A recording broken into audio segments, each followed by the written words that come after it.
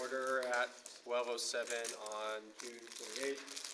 We're going to go into item A, which is local district orientation for new members of Board of Trustees, and I'll pass it over to you, Ms. Saavedra. Yes, thank you, President Irabali and trustees. Thank you so much for your time this afternoon, and welcome. As I said before, welcome to the team.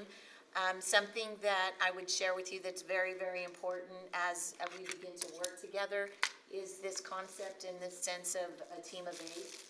Because, it's 7 board trustees together with the superintendent, and we're responsible for, really moving the district forward and working collectively on behalf of the children and the families of El Paso ISD. And so part of what we try to do to onboard each one of our new board members is to share with you, information that might be relevant as you're entering into the system with us and you become part of our organization. I'm really going to work hard as a superintendent to chunk the information for you over time because you will be, as I mentioned the other day, kind of drinking from a fire hose for a while. But there's always opportunities for us to meet one-on-one so that you can get clarification, or for us to swing back and go deeper into something that really might be of interest to you or that you need to better understand. So please know that today is really a general overview so that you can kind of get used to faces and become familiar with who the staff is, kind of familiar with their scope of responsibility and leadership. They'll give you a bits of information, and then we'll swing back around to continue to dig deeper over time in the next few months. So don't feel like you have to leave today and remember everything that you hear, because you're going to forget a lot of it, right? So I'll start off with introductions with the staff really quickly so that you get to know kind of who they are. So we'll start over here. If you all want to stand up and just share your name and your role. Liza Rodriguez, I'm the Chief Communication Officer. Jacqueline Kennedy, Chief Academic Officer. Carla Gonzalez, Chief of Schools, School Leadership. Manny Chavita, Chief of Police Services. Martha Aguirre, Chief Financial Officer. Good afternoon, Patty Cortez, Chief Human Capital Management. Good afternoon, welcome, Marta Carmona, Deputy Superintendent. Good afternoon, welcome aboard. Ms. Sheffield, Deputy Superintendent for Administration. And I'm Suzy Collins, I'm General Counsel. So you'll hear a little bit from each one of these fine folks. They're part of my senior leadership team. You'll see them at every board meeting. They really represent the staff well. But we meet on a regular basis, and just as we are a team of 8 on the dais, this is my administrative team, and we're really responsible for all of the high-level decisions that we need to make in the best interest of children, family, and the organization. So with that, I'm going to hand it over to Ms. Collins so she can start us off with our first agenda item. We're going to really try to, my assistant, Liz, has shared with me that she's really going to try to keep us on time so that we don't go over, because I really want to honor your time. So she's gonna put a timer on so that we can try to stick to the agenda as best as we can. So, all right. All right, well, we'll get started. I'll try to do my time as best as I can. We're going to talk about board roles and responsibilities. And in your packet, you will see on your first slide is basically you have a sphere. And that sphere, you're the governance, and the superintendent is the management. You're the oversight of management. The way that you do that is you govern through the superintendent. Everything is funneled through the superintendent. You don't direct administration, you direct the superintendent. So just if you think of that sphere, so one of the things that I like is just this, the next slide, is your idea is like the big picture, let there be light, and it's the superintendent who is the one who's going to figure out how to do that. So your board responsibilities can be basically broken down to 5 different areas. And of course, this is the Reader's Digest version. We can go more in detail later because there's a lot of different responsibilities. But your main thing is adopting a vision, a mission, and goals. You are responsible for adopting policy. You are responsible for hiring the superintendent and evaluating the superintendent. You are to adopt a budget, and then you are to communicate the district's vision and success to the community. So if you were to look at what your duties are, you can pretty much put them in that package. Now, there's a whole lot of other ones that are in legal policy BAA. It enumerates like 24 things from the education code and from different areas. But we'll get to that, and I'll show you where the policies are and what you're doing with policy. But in essence, you should know that the superintendent's responsibilities are to manage the district. She's the educational leader. She is the chief executive officer. She manages the day-to-day operations. She recommends those policies for adoption to you, and she prepares and she recommends a budget to you. You don't individually do budgets, right? It all comes through the superintendent. Now, there is a code of ethics that you are guided by. It's in BBF local. And in there, basically, you are to act in the best interest of the district as a whole. I know that you were elected by single-member districts, but your responsibility on the dais, as a board member, as a body corporate, is you're to think about the overall best interest of the district as a whole. These are some of the standards that are there. You can look at that policy, basically looks at equity, trustworthiness, honor, integrity. You're to be committed to the district and student-centered decision-making. The board, when it did its Team of 8 contract, they actually adopted a social contract for the board to follow. They thought that that was important to them.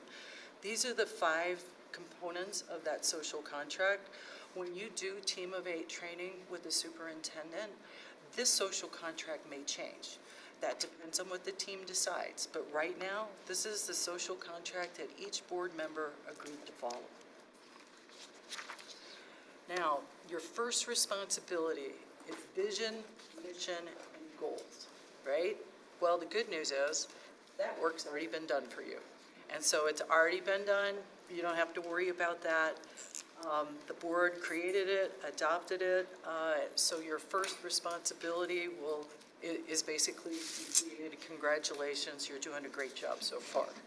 And I'll go through the strategic blueprint more specifically in the next part of the agenda, so that you have an opportunity to ask questions, and I'll help you determine how that connects with the superintendent appraisal instrument that was adopted in December as well. Right, so there were core beliefs and values that were adopted. There were 5 strategic levers that were adopted. The superintendent will go through that, and it is really a blueprint for you in order to basically guide you in evaluating the superintendent. For each strategic lever, there are essential actions for those, and those basically were components of what the board adopted for the superintendent's evaluation. So you can flip through those pages. They are there for you, but the superintendent's going to go through those in more detail with you.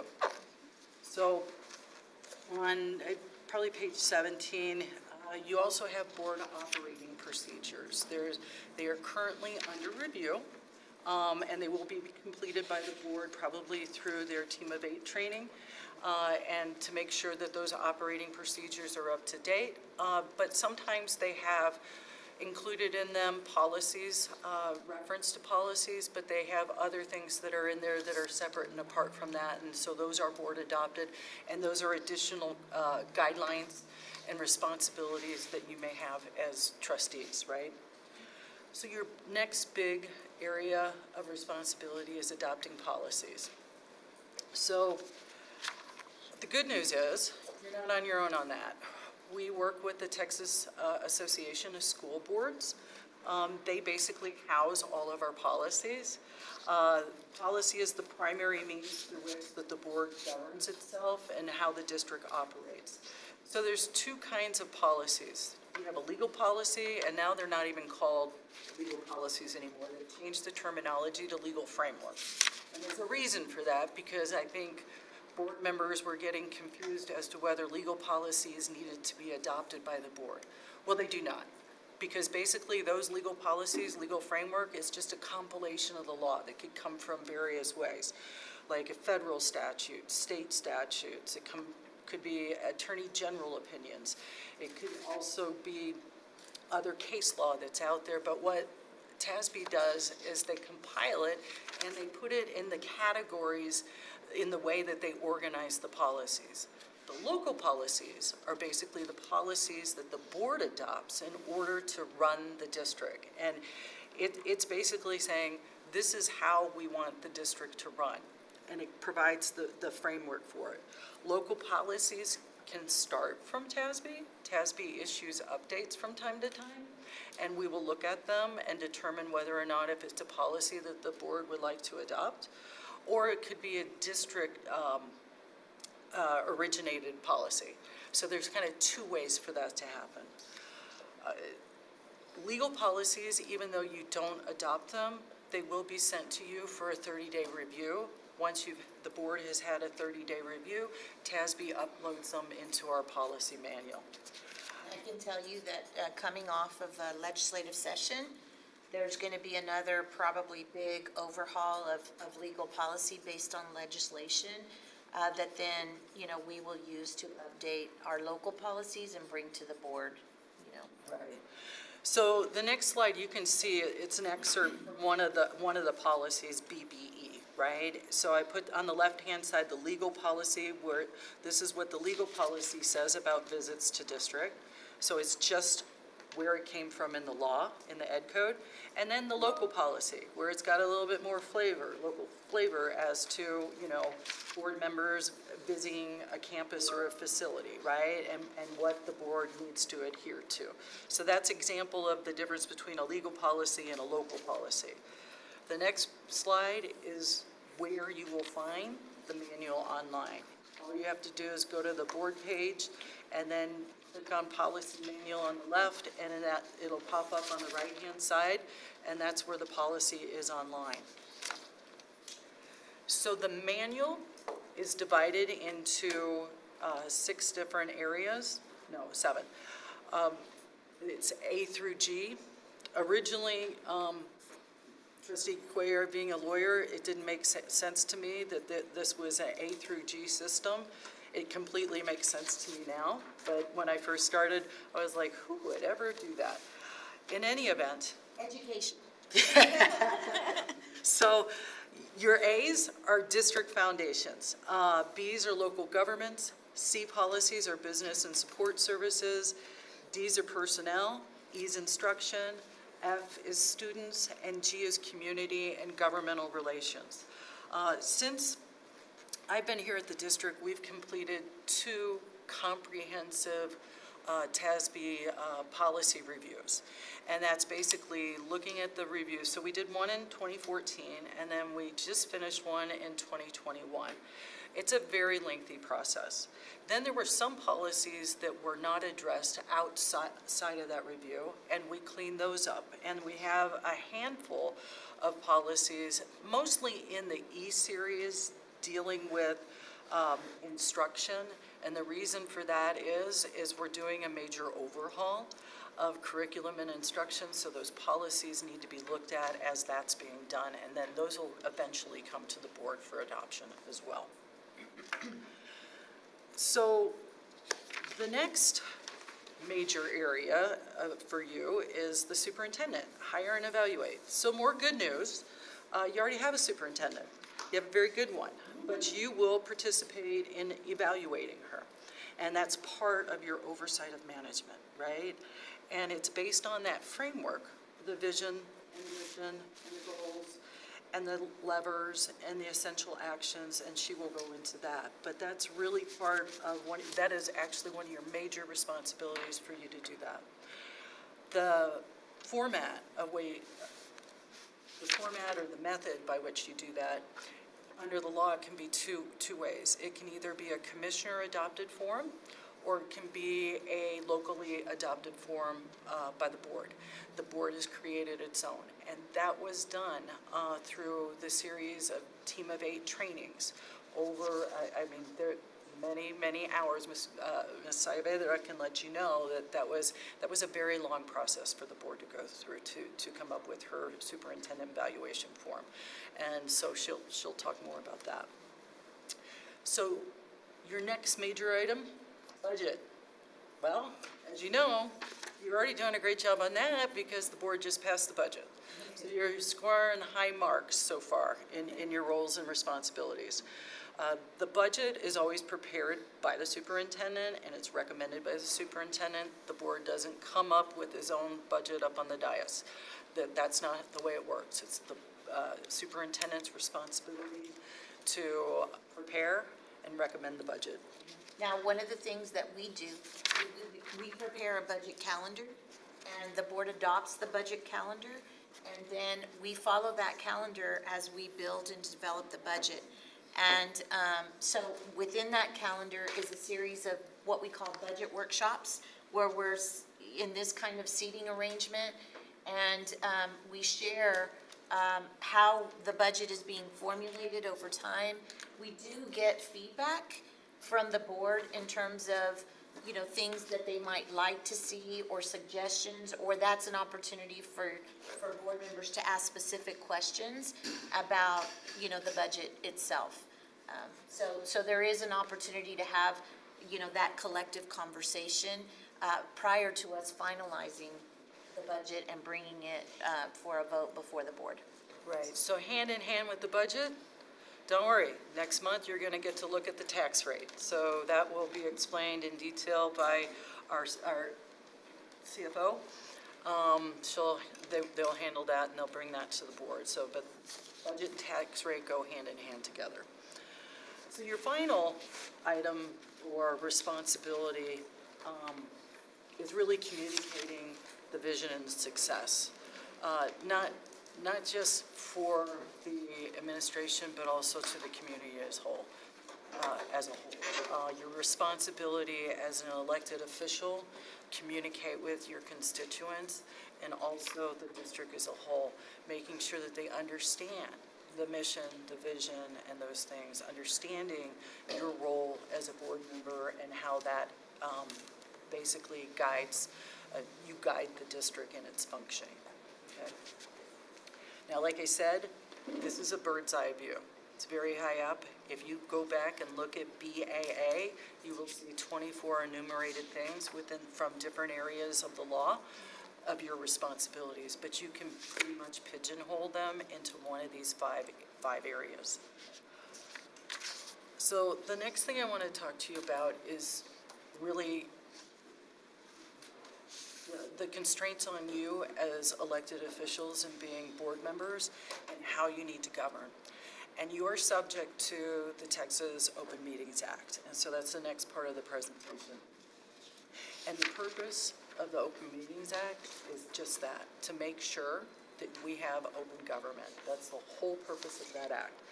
The act is read liberally to favor open government. So if there was ever a question about the interpretation of the act, it is always going to be in favor of its open government versus being able to do something behind closed doors. So with that in mind, I always like to let you know there may be times, and we'll go into it a little bit, where I may cut off conversations. I'm not doing it because I want to be rude. I'm doing it because I want to protect you, and I want to protect the district because that's my job. So we need to stay within the bounds of the act. The act applies when we have a quorum. All of our meetings have to be noticed. Basically, that means we have an agenda that gives the public sufficient notice as to what we're going to be talking about in a board meeting. In general, we have to give 72 hours notice, but that can change if there's a special meeting due to an emergency, but it has to be an emergency that fits the definition in the law. And they're very few and far between. So your quorum, you're a group of 7. We have 7 members, so your quorum is 4. Vacancies don't count, or they're not alleviated or reduce the number for the quorum. You'll always have your count is 7. It Doesn't matter if we had a vacancy, we had one, but our quorum was still 4, whether or not we had that additional board member. So the Open Meetings Act applies to meetings, and you can have a meeting in 2 ways. You can do it, you have a quorum, and then you have deliberation about public business.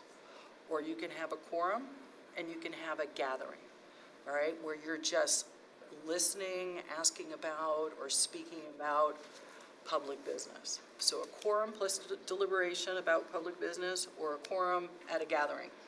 You will find out that we post a lot of meetings where we think that there may be 4 board members. This could be the CBAC meetings, it could be maybe attendance at some sort of function where we think that we may have 4 trustees show up. That's to be in compliance with the law. Because just listening about something that's public business, meaning business of the district, can be a meeting, right? And, you know, the act was actually amended a few years back, and one of the things that the AG would like for you to know is to be careful that a quorum can be other than just a face-to-face meeting. It can be email, it could be text messaging, it could be on the phone. So we are in a world of great technology, but with that comes a lot of responsibility and some policing. So you need to be very careful about texting, the number of people that are on it, emails, the number of people on it, if people are responding. You need to be very careful about that. So if I send an email to the entire board, which I do often, when I send my board updates to you all, or if something's happening on the campus and I need to communicate with the board so that you all have information prior to receiving phone calls from the community, rule of thumb is never reply all, because once you reply all, then it's subject to possible violation of the Open Meetings Act. So it's always just a reply back to me. And so that's important. Many times I may send a group text to you all and say, this is happening, you know, and again, don't, you know, respond to the group text. You just respond back to me, you know, and it just depends on the urgency and how quickly I want you to see it, because I know that all of you work full-time, so an email might not be something that you get to right away, right? So there's certain things under the act that don't qualify as meetings. And there's just very few exceptions. One are social functions, regional, state, or national conventions or workshops, ceremonial events, a press conference, a forum, an appearance, or a debate to inform the electorate. Those don't count as meetings as long as you don't have 2 things happen. There's no formal action taken, and any discussion is just incidental. So that's how you go to the TASA-TASB convention. That's how you go to board trainings. That's how you go to a number of different functions, because they're exceptions. But you have to remember, any discussion needs to be incidental, right? So when we're in this room and you're having a meeting, all your voting, as you noticed, is by voice vote, right? Now it's a little, or by show of hands. That's what our policy says. You have to be careful about that because, well, you don't have to be careful about that. Well, you want to make sure you vote the proper way. It's just a little bit different from what you witnessed when we did the election of the officers, because that's a roll call vote. We don't normally do a roll call vote. It'll just be a regular, you have a motion and a second, and then people say aye, right? It's just voice. But with that, we have to have a majority. So you'll have a motion and a second. You have to have a majority. Abstentions, if we had abstentions, those don't really count. Those do not count as votes.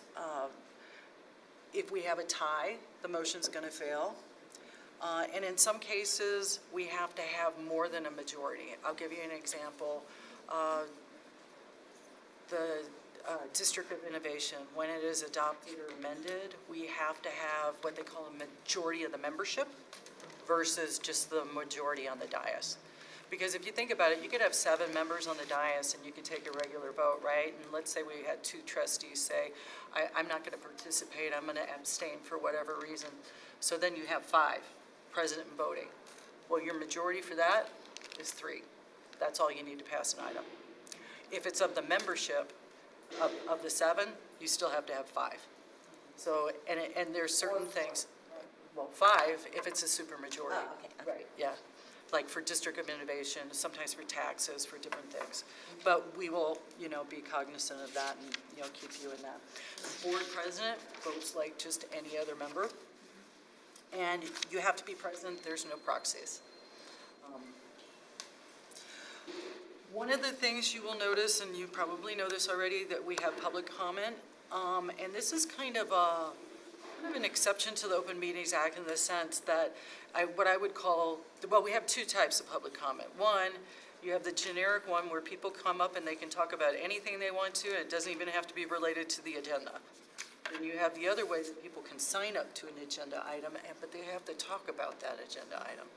So the generic public comment where you don't have to, it doesn't have to be about anything necessarily, isn't something that the district has to have, but we do. And we can put reasonable limits on that. This district has 1 hour of it, up to 1 hour, and people are limited to 3 minutes. The board on occasion has shortened that in order to accommodate the number of people that wanted to speak. If you'll remember during the pandemic, we had a lot of speakers, and so we shortened the time frame so that we could allow people to have get their piece, say their piece, I guess is the word I wanted. But we do have that. What we don't get to do, because we don't know what they're talking about, it may not be something that's posted on the agenda, right? So the law says that we can't really address it. We might be able to cite them to a policy. We might be able to put it on for discussion at a future meeting, but we're certainly not going to deliberate about it. Now, if it's something about, let's say somebody signs up for the generic and it's actually something that's on the agenda, well, we might listen to them, and then when that item comes up, the board would be able to speak to whatever that comment is, but only because it's posted on the agenda, right? And then, this is probably the biggest thing that you need to be careful about as board members, and this is basically walking quorums, which is in the law, in the act, it's called a prohibited series of communications, right? AKA walking quorum. And that's really what it is you have one communication among a series of communications, right? Different people, outside of a meeting, definitely about district business, where you have at the beginning less than a quorum, but over the time in the communication process, it becomes a quorum, right? So that is a violation of the Open Meetings Act. It's illegal if you knew at the time that it involved or would involve a quorum, or that there would be a deliberation. Now remember, deliberation is synonymous with the word discussion, right? So deliberation doesn't necessarily mean a vote, but a discussion, right? We deliberate in the back, and I'll get to that, but we vote out here, right? But this is what a walking quorum means, and it's where it comes piece by piece, right? It carries criminal penalties, so you have to be very careful about that.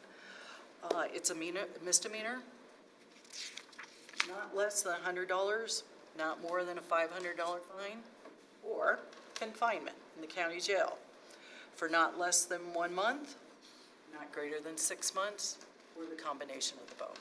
All right, so it has very serious repercussions for you. So you want to be very cognizant of that what you can't do. So let's go through just one example, and I'm almost finished with my deal because I know Liz is going to turn on that timer. 4 minutes left. right? We can do it. So let's just go through a walking quorum scenario. So let's say we have a 7-member board, and let's say we have Adams on the board, and Adam says to Eve, "You're in favor of buying those new air-conditioned buses, aren't you?" And Eve says, "Yeah, if the vendor adds some window tinting." Okay, so right now we only have 2 trustees, right? We got a communication, and it's clearly about district business, so it's falling within that, right? But we're okay. And there's no violation of that there, because we haven't gotten to a quorum. So then let's say, Adam then says back to Eve, "Well, you know, Cain and Abel, who are both trustees, both told me that they'd go for it." All right? So now we've got 3. We know that we have Adam. Adam's talking to Cain. Adam's talking to Abel, all about the buses. And now he's talking to Eve, right? Well, we know Adam knew. Remember, the component is knowingly, right? Adam clearly knew what he was doing. It's not so clear that Eve knew. She's all right at this point. Adam, not so much, right? But let's say Eve came back and said, "Yeah, I guess you can count on me too then." Eve just got pulled into the mix for the walking quorum, right? She shouldn't have allowed her to get involved, and according to this little scenario, she should have said, "Adam, you snake, you're not going to trick me into a walking quorum." So that's basically how it happens. But the bottom line is, just keep this in mind. You cannot discuss public business in a quorum outside of a properly posted meeting. Like I said, civil and criminal penalties, but there also can be regulatory sanctions. TEA has the ability to do special investigations, and they do that all the time with boards. Okay? Then just for closed session, and I'm almost there, Liz, there's limited exceptions. We will go into a closed session, attorney-client consultation, if we're talking about real property where we might lose our competitive advantage if we were to talk about it out here. There could be personnel matters like we had yesterday, employee grievances, student disciplinary matters, personally identifiable information that might be there. We're allowed to go in closed session. But what we have to do before we go into close, and this is the responsibility of the board president, is we have to be properly, notice for the meeting. We have to establish our quorum out here. And he has to read the specific citations as to why we're going in there. And that's why he reads, we're going to be going to closed session under 551.071 of the Texas Government Code. Because if we don't say that, we can't go back there. So it seems like it's very formal, and it is because we're trying to be in compliance with that. So when we're in closed session, it's just for deliberation, discussion. Remember, those words are synonymous. We're back there. We will never take final action back there. We will always come back and sit on the dais and take a formal vote for the public to see. So you know that. When we're back there, you cannot do straw polls. We had a board president some time ago, and we were talking about these things, and I explained, okay, and we will not do straw polls, and we will not be taking any action back there. And that person said, okay, well, can everybody just put up their hand as to how they want to, how they're thinking of voting? No, that's straw poll. We don't do that. We just have to be very careful about that. We didn't do it. But I will say, the idea is that you may have a very good idea from the discussion in closed session as to how people are going to vote. There's nothing wrong with that, right? But we're not taking a straw poll, and we're not voting back there. It will always be out here. Okay?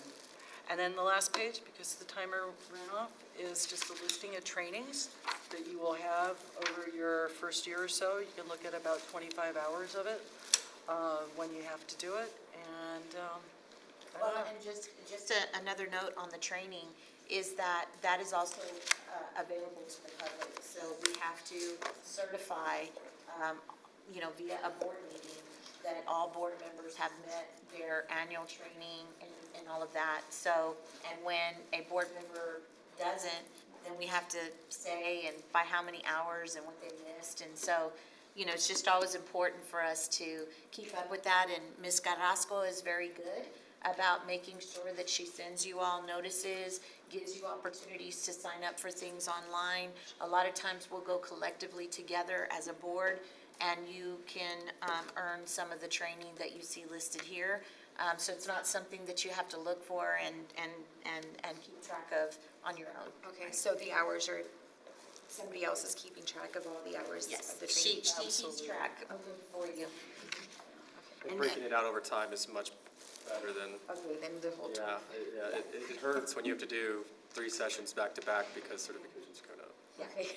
However, when you go to the state training, you have the opportunity to take a lot of these classes, and it's really nice because you're there for 3 days and you can do all of it, okay. And Team of 8 training, as you heard a lot of that, you know, my first year and a half coming into the school district, a big part of my goal was, you know, to really cultivate a healthy team of 8. And so we started off and we did a series of a good eight trainings over several months. And so we will continue to do that. The trick to that is, and it's not really a trick, but is to make sure that as we engage in that we're using a provider that the state recognizes. Because when we don't, even though we're doing good work and we're cultivating that team of 8, it doesn't count towards your hours. So I always want to try to kill 2 birds with 1 stone when I can, to be efficient with your time, right? Right. Well, Ms. Savidor, that concludes my presentation unless there's any questions. You don't have any questions? You may have questions later, so you'll have time to digest. And again, there's always an opportunity for me to schedule meetings to meet one-on-one with individual staff if you have more questions. So with that, I'm going to kind of jump into the next piece of the agenda, which really is about the superintendent's evaluation and the strategic blueprint. So I think that you've heard a lot of information about the strategic blueprint, or you've heard it mentioned over and over and over again. When you all were here and observing and listening to the discussion associated with the budget and the development of the budget, you heard quite a bit of information about the strategic blueprint. Yesterday, when you heard information about the instructional framework that we're working through and the things that we're proposing going forward for next year, anchors back to the strategic blueprint. And so, as I just mentioned, a big part and a goal for me as a superintendent transitioning in to El Paso ISD as the new superintendent was to really cultivate that team of 8 and round out my first year by having the board adopt and pass a strategic blueprint and a superintendent's evaluation. The strategic blueprint really anchors our work. And so it's very easy in a school district, especially a school district as large as ours, to get mired in details. And there may be something that you get from the community or something that you hear, and maybe something really important to you, and you come and you say, well, we really need to do this, and we really need to think about that. And I will always listen to the feedback that I get from the board, but the filter that I'm going to use as a superintendent, as I'm trying to prioritize my time and stay focused on the big rocks of work that we've all agreed to, is going to be the strategic blueprint. And so it's going to be important for, as you coming and onboarding into our organization, to really become familiar with the components of the strategic blueprint. So as you think about things that are important to you and things that really motivate you to engage in the conversation, that you find those points, within the strategic blueprint. And there will always be opportunities for us to bring that back, to amend it, over time, should we see fit. So this one is written through 2025. I mean, at this point, we wrote it through 2025 because that's the duration of my contract as it sits, right now as the superintendent. Real quick, before we get into the nitty-gritty, I want to share with you a little bit of information about how the strategic blueprint was actually developed. You know, what I found when I came to El Paso ISD was that it was so important for me to begin cultivating trust with the community, with my actions, and with my authenticity, and with my willingness to engage and be as transparent as possible with the public. And so, as I was working with the board to cultivate the team of 8, I was also out in the community gathering information about what I needed to know as a superintendent and what conversations we needed to be having at the board level or with the staff. And so we launched, I started in January, and in the spring, we launched a series of what I call Hopes and Dreams sessions. And we did one for every feeder pattern. And the Hopes and Dreams sessions were really an open-ended forum for the community to share with me what's possible for this, you know, what future in terms of education do you want for your kids? And what's possible for us here in El Paso ISD as we think about the future of our organization? And what would we need to do to make that future become a reality? So we collected a bunch of information because we used a platform that allowed people to respond open-endedly. We invited specific stakeholders. We had a gallery where people could come, and we live streamed it so anybody from home could participate as well. So we really tried to create a forum for as much engagement as possible. And we had quite a bit of engagement. And so with each one of those Hopes and Dreams sessions, I collected a multitude of data from the community. And with that, then I brought that information back to the board. And we used that information over a series of Team of 8 trainings to develop our strategic blueprint. So we went back and forth. So the board would share information. We'd go back as an administrative team, put it together, bring it back to the board. The board, you know, gave us more feedback, and it was that back and forth, back and forth, back and forth. And after we created a good, solid draft, we went back out to the community and did a Hopes and Dreams 2.0. And so what we shared was, this is the information that you shared with me last spring. I've taken all of the information that you shared with me, and this is the draft that we put together. Did we hit the mark? Did we represent what you wanted well in this strategic blueprint? And I gave the community another opportunity to share what do you like, what's missing, what do we need to adjust. Then we brought it back and, you know, edited the draft one more time, and then we brought it back to the board for final approval in December of 2022, which was about 6 months ago. And then, you know, I shared, now as a superintendent, I have my marching orders, and this is my guiding document, and every communication I have with school leaders, with community, when I'm out representing the district, when I meet monthly with my principals, as we're having conversations, you know, individually with board members or together, I anchor the conversation to the strategic blueprint so that it becomes part of the fabric of who we are and how we've chosen, you know, to operate, and the work that we're focused on, you know, on behalf of our community. So that's, you know, an important thing for you all to know, because what I shared with the community is this isn't something that I created in isolation in my office. This is not a cut and paste from a district, you know, that I worked in, you know, previously. This is not, this is something that collectively as a community we've put together, and it's our plan. So that was critically important in terms of the trust that we continue to try to cultivate, the transparency, and just the clarity that we need as an organization, you know, to really meet, you know, have our mission and our vision come alive. So that was very important work, a lot of heavy lifting.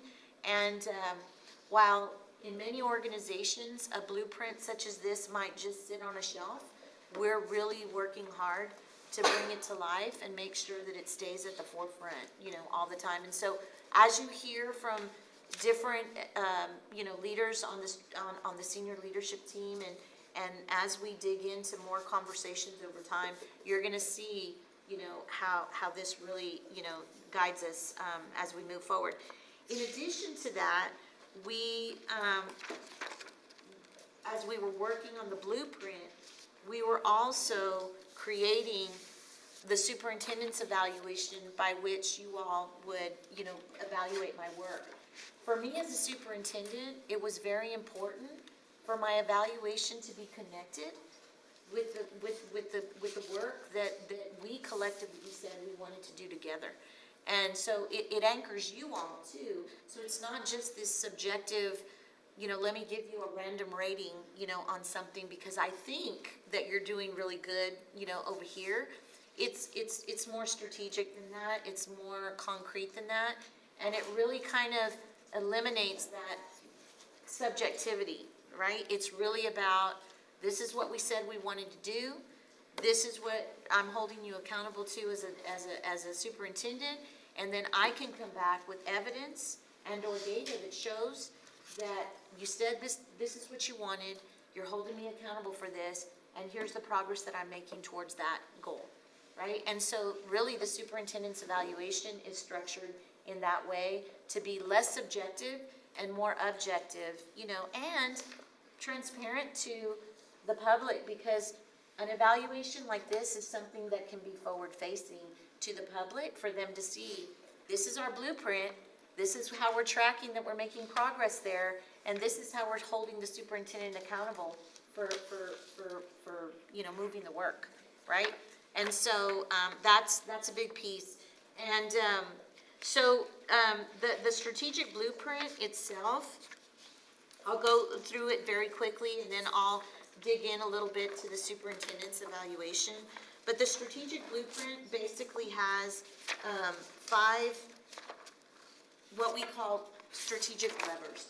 And we chose to use strategic levers instead of just goals because it's important to understand when you have an organization as large as ours, and if you go through the superintendent's evaluation, the strategic blueprint is right the next document. There you go. A few more pages over, Valerie.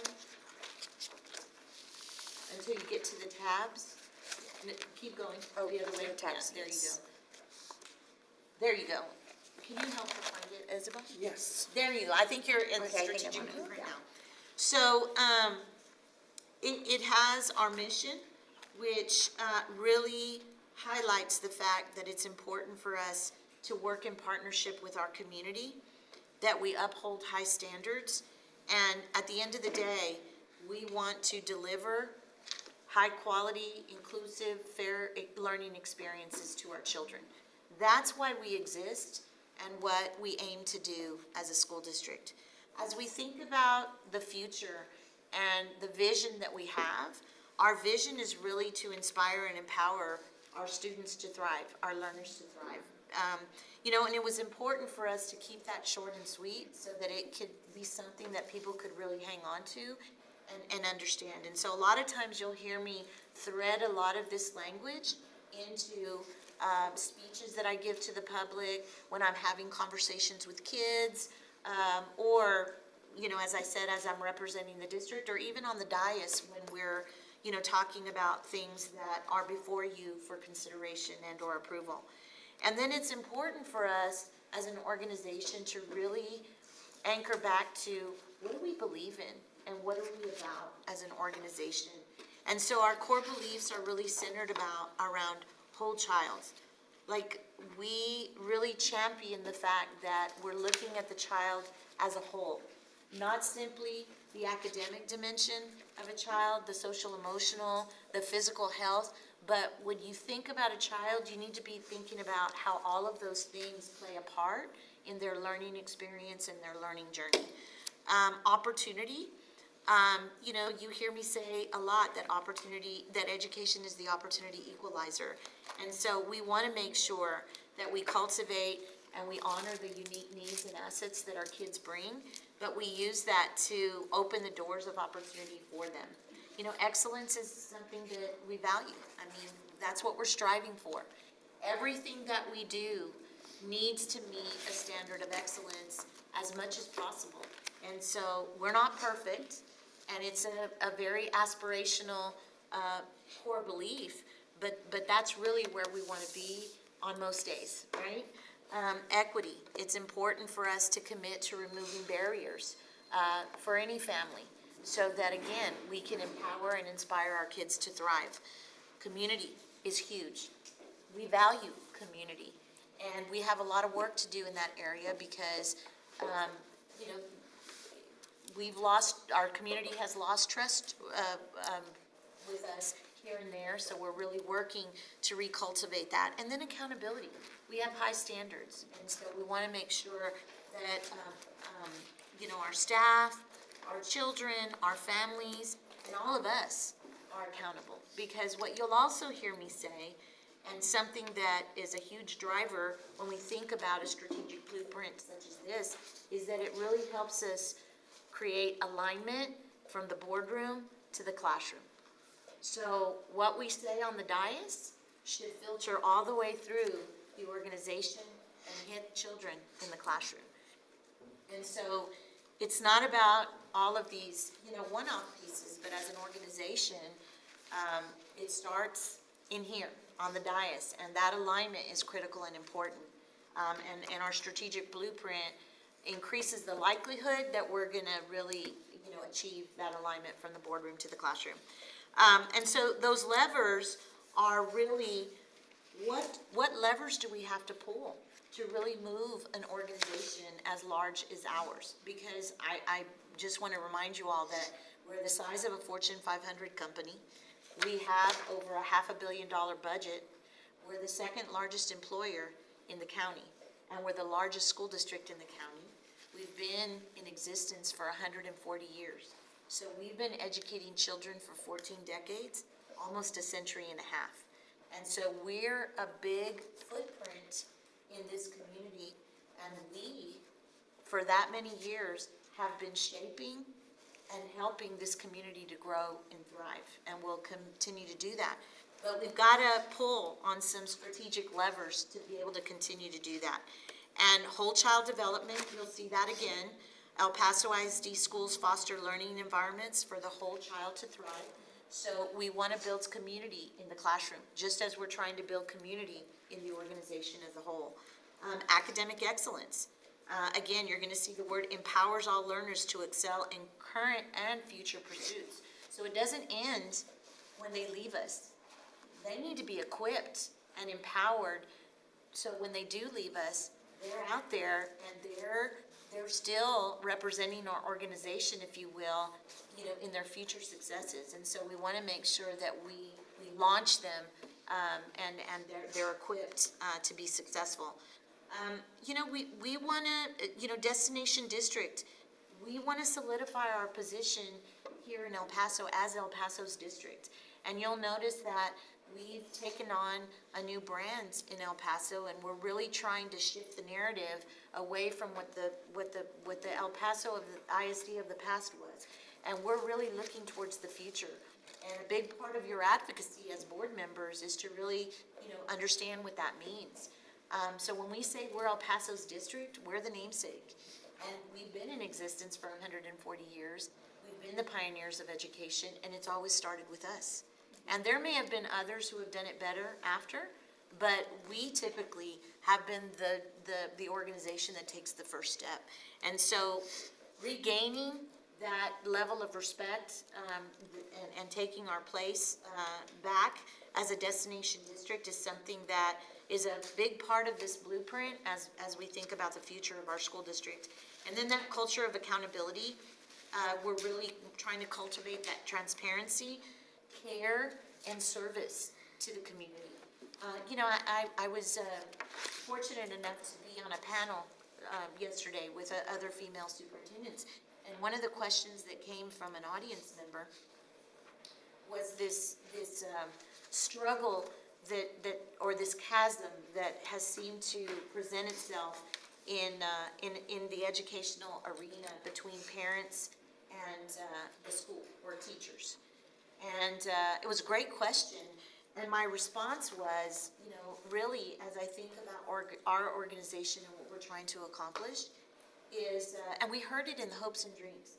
We heard parents say, well, we need, the teachers to communicate better with us. And we heard the teachers say, well, we need the parents to be more involved.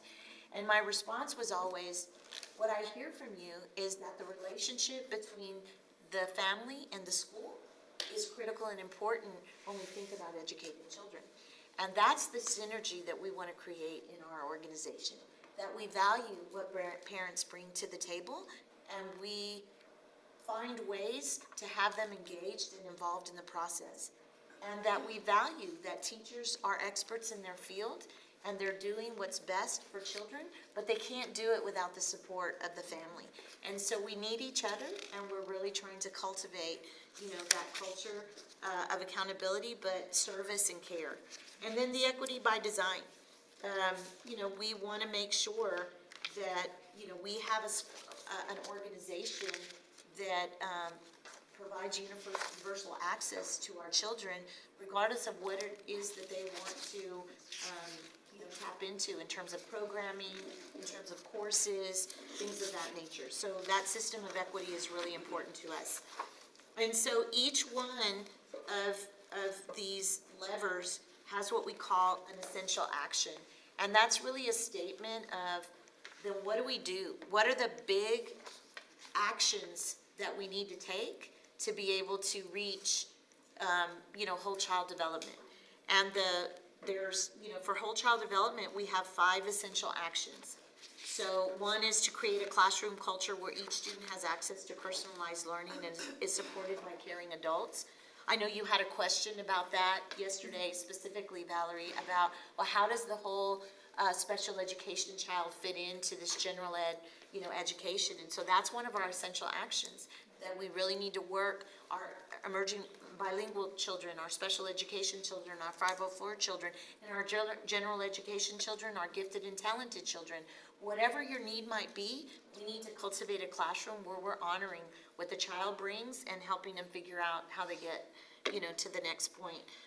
Essential action 2, using that community schools model to create all of the supports that we need to service our families and our children in the best way possible.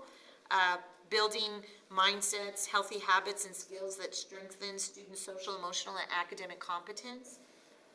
Implement meaningful, engaged practices that develop students' ability to manage their own behavior, because we know that that's critically important.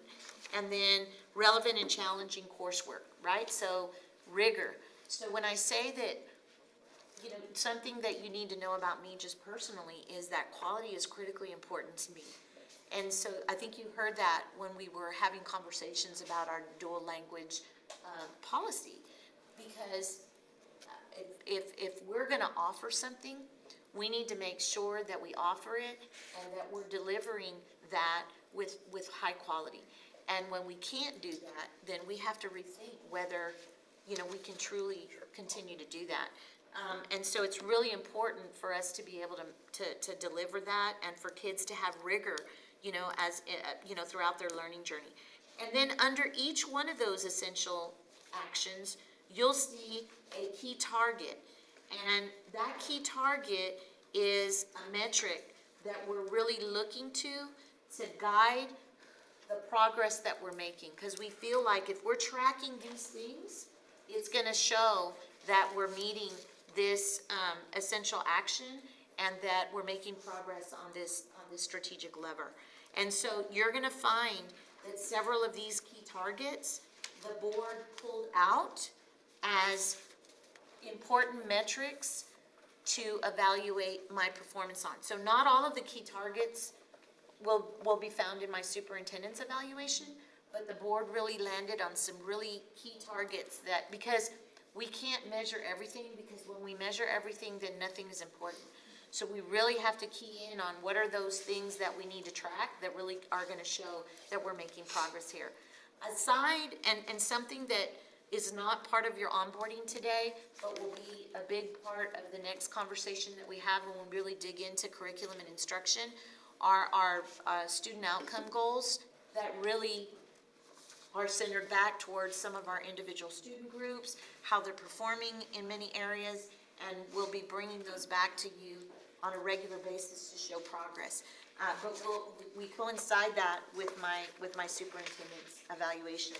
And so I went through the first strategic lever just to kind of show you how that was organized in terms of, you start off with the lever, you have an overarching essential action, and then metrics under each action that we'll be tracking, you know, in terms of progress. And so the dashboard that we had a discussion about yesterday, the team is working on creating a dashboard that can be forward-facing to the public so that they can see and that we're very transparent about how we're monitoring the work of this plan and how we're progressing. So I won't go through each one of the levers. I'll give you an opportunity to go through that. And then when we begin to meet one-on-one regularly, you can ask me specific questions about, well, when you say that, what does that really mean? I don't really understand that, and we can really have a more one-to-one dialogue. What questions do you have, just in general, before I move into the superintendent's appraisal instrument?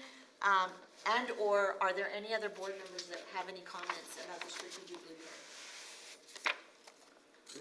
I would become very familiar with the strategic blueprint. I mean, it was a lot of work and a lot of time, but it truly is going to be the measure of how, I mean, as Ms. Siebetter gets into her evaluation tool, it's all created off of this one piece, and understanding what we're moving towards. It gives us an idea of, okay, we want to make sure that every type of student has the best learning environment possible. So where do we as trustees fit in, and where can we plug in policies, where can we plug in advice and really play our governance role, but not get into the nitty-gritty, into the weeds, and do those things. So this is where we play, and then she plays in the tactics and execution. So if we can work in tandem with her on this, you'll start to see a lot of your goals and initiatives come to fruition, versus if you go in there and you say, you know, at this school, they don't have a special education program that I like, we need to do this, we need to make these changes. That's way too far in the weeds. We need to come back out to here, and that's, as a trustee, it's hard to remember in many cases because we have a lot of emotional ties to our community, but many times I want to say something, and then I'll try and relate it back to where we all agreed as a board what direction we want to go, and then how we can work in tandem together to get those services, not just for District 5, but for USD as a whole. And, you know, I want you to feel free and comfortable to share, you know, ideas with me, you know, in many cases, you know, and the two trustees here can share with you that, you know, there may be times when I'm having great conversations with Isabel or with Israel, and they may share something with me, and I'm like, well, thank you for the feedback. I'll take that into consideration as I, you know, and that's my nice way of saying, you might be stepping into the management, you know, area, and, you know, that's, you know, you're moving away from governance there.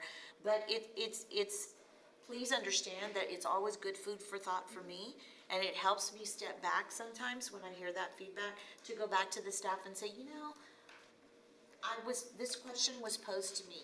Have we thought about this? Maybe we need to, you know, so it's not that when you hear that from me, I'm gonna discount it. It's just that, you know, I may take it and figure out, or it may be something that I may share that, you know, right now, I understand, and I certainly agree that we need to get to that point, but here's where I need you to know where we are, where our current reality is, and before we can get there, these things have to happen. So we're gonna get there, you know, but we can't get there in one leap, right?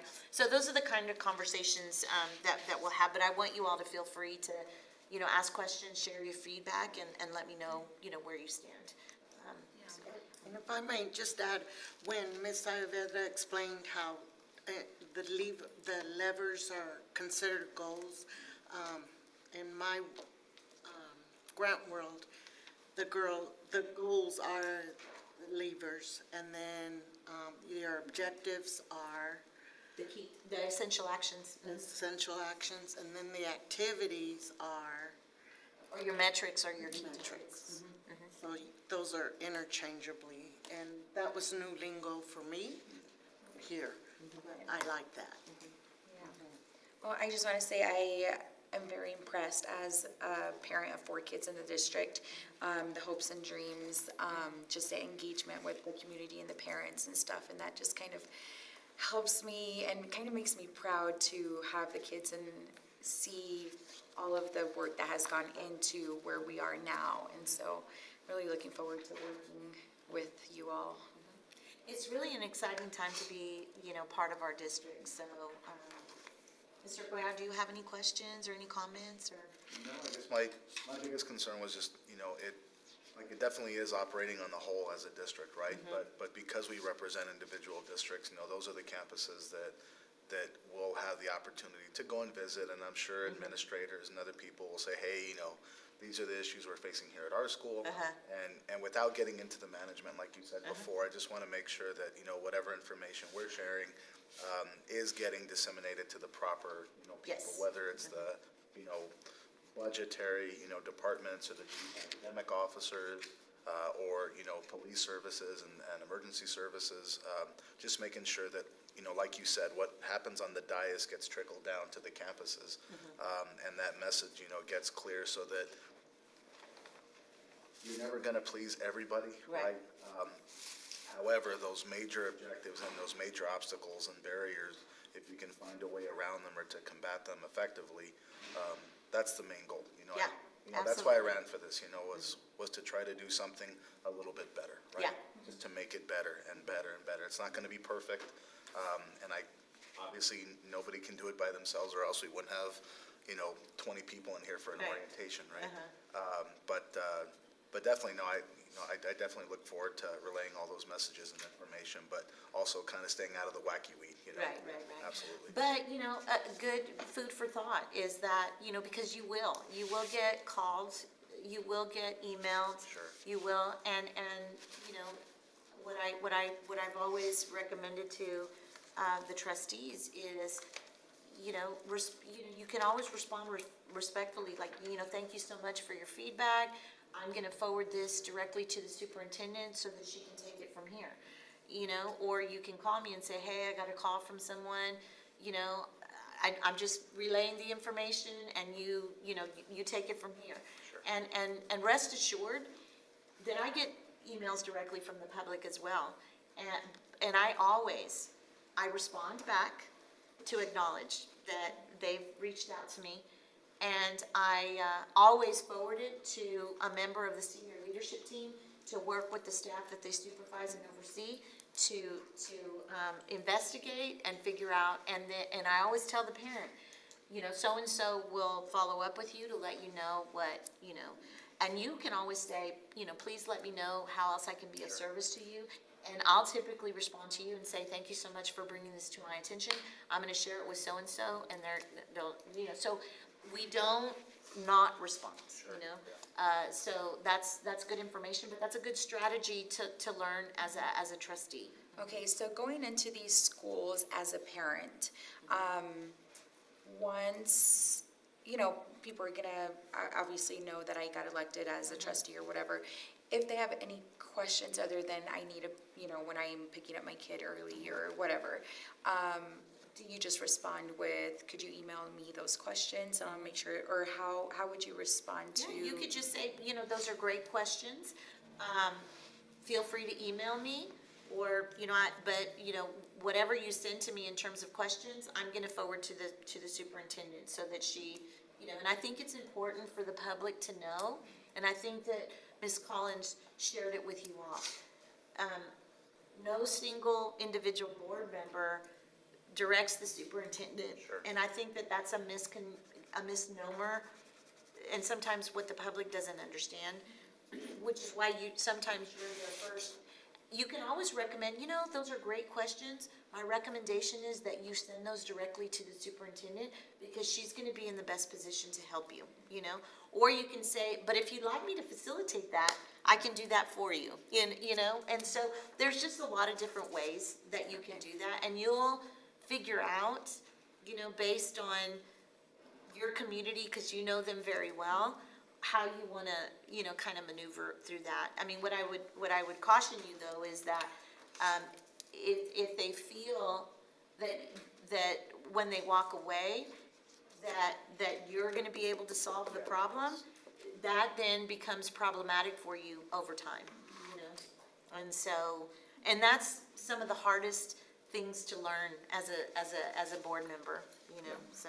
You do get that a lot. Like, I go to Andrews all the time because my son's in band and baseball, and every time I go, I sure as heck get something from somebody about something we did and how it ruined the district, or how, you know, we need to reevaluate how we're doing it. And if it's ever campus related, I just refer them back to the principal, because that's the normal process. That's my standard rule. If it's campus related, just go through the principals, leave me out of it. And then anything that, you know, surpasses that, you'll know right away when it's above the principal, you know, position, and I'll just send it directly to Ms. Saavedra and let them notify that I did that. But you'll have to find a balance, to be honest with you. But people will also respect that, because there have been times when I've been at an event, I'm like, I'm here as a parent, guys. Like, I appreciate this, especially budget time. You always get them, but I'm here as a parent, and then they kind of back off and they respect it in most cases. So, with the superintendent's appraisal instrument, you, at the very beginning, so if you'll go back to the beginning tab where it says superintendent evaluation, there is an evaluation timeline. And so one of the things that the board, decided, or that right there, that we decided collectively as a team, is that rather than just have, you know, one formative and then a summative, we felt like a quarterly cycle was much better. I'm more comfortable with a quarterly cycle and getting good feedback from the board 4 times a year, rather than just once and then I go into my summative. So there will be 3 opportunities for a formative conversation with the board using this instrument, and, you know, sharing the progress before we hit, you know, the final summative evaluation, where we'll do, you know, the official scoring and things of that nature. And so this is the, kind of the timeline, that will follow. And so if you look at, my summative is in January. So there's a formative that's coming up in August, and in the board update that you received last week, August 22nd is when we'll have a formative conference, and we'll use the instrument, and I'll share with you information, and you all, you know, will be able to provide me feedback, you know, share your thoughts and things, but there won't be any official scoring, you know, at that point. But there may be data points that I share with you in terms of how we're going to be able to meet the mark, you know, once we get to the summative. And so what I've provided for you is also a sample of of the first formative evaluation conference that I had with the board, because we didn't start using this evaluation instrument until after my first year here. So my first year here, from January to January, again, we were still building the strategic blueprint and creating this actual document. And so we used a different instrument in January. So the first time that we used this was in April, I believe, April. And so what you have is the summary document in your packet that looks like this, that gives you a narrative, and you have access to this in your board share drive. So you could go back and click on the links to look at some of the artifacts that support the narrative that's in there. But this gives you a good kind of look at what the format's going to look like for each of the formatives, leading up to the actual summative. So this is a good example to go back and look at and read, and you could read it to see where are we in terms of the blueprint as of April, right? So if you would, you know, I'm going to refer to this just so that I could acclimate you to how the actual instrument works. And so if you notice, each page is connected to each one of the levers, right? So whole child is the first page. Academic excellence is the second page. Destination district is the third page. Lever 4, culture of accountability, is the 4th page, and then equity by design is the 5th page, right? And so what you see here are all the essential targets associated with each one of the levers where we're tracking data that's gonna inform you about the progress that we're making to hold me accountable. And so if you look at the red, yellow, green, and blue line on the side of each one of those, the red column stands for unsatisfactory, meaning that there was nothing that I showed for that essential target that warranted me receiving any points that I've made progress, right? Point 5 is, I think, let me look at, what is it? SS stands for, somewhat successful, right? So if I was somewhat successful, then I would receive 0.5 points. If I was fully successful or proficient, then I would receive a full point. And if I surpassed what we anticipated, then I would get an additional, 0.5, so a 1.5. And so then,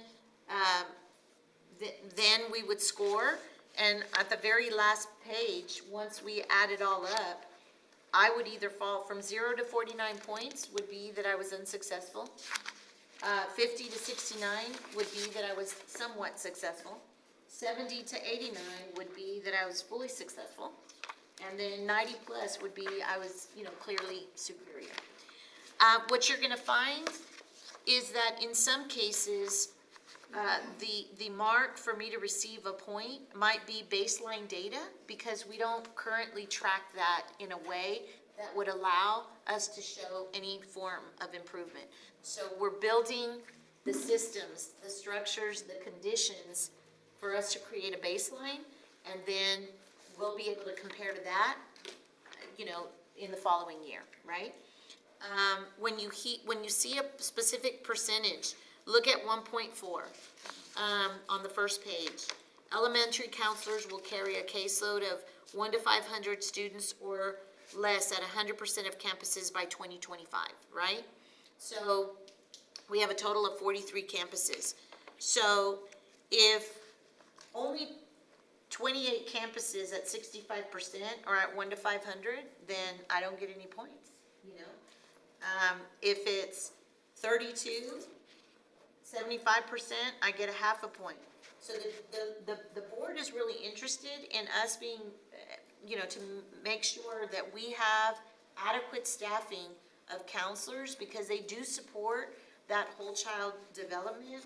And so 80% of our campuses should, receive or should have that, and we use this based on the Texas counseling standard. So we didn't just pull that out of the hat. That is what the recommended, staffing configuration is. And then for secondary counselors, or for middle school counselors, you see the differential there.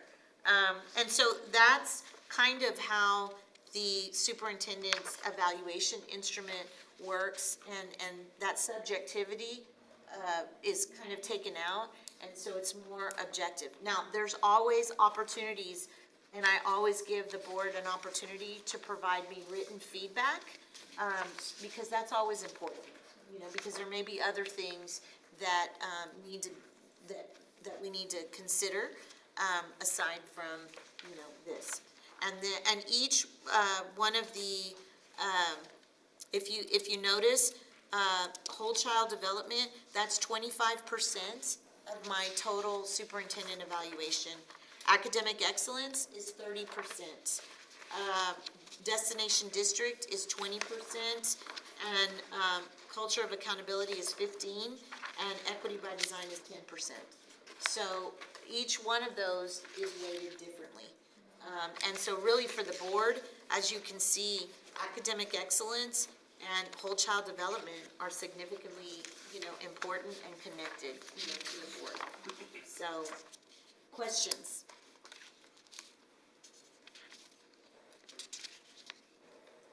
Any comments from the board members on, The only thing I would share is, I think we get about a week's notice on the formative evaluation when we start getting the artifacts, which, that's just the summary. So behind all of that is about this much more of information that we do get. And being as that's one of our main duties as a trustee, taking the time to sit down and clearly evaluate the superintendent and be able to write out our thoughts and be able to communicate it perfectly is possibly the best thing you can do.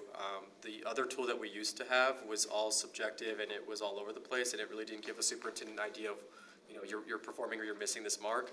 But even within some of these, as we get to some of the communication goals and as you become familiar with this, you'll begin to understand that, maybe I need more information on this, or maybe we need to do a better job of being precise in how we move forward.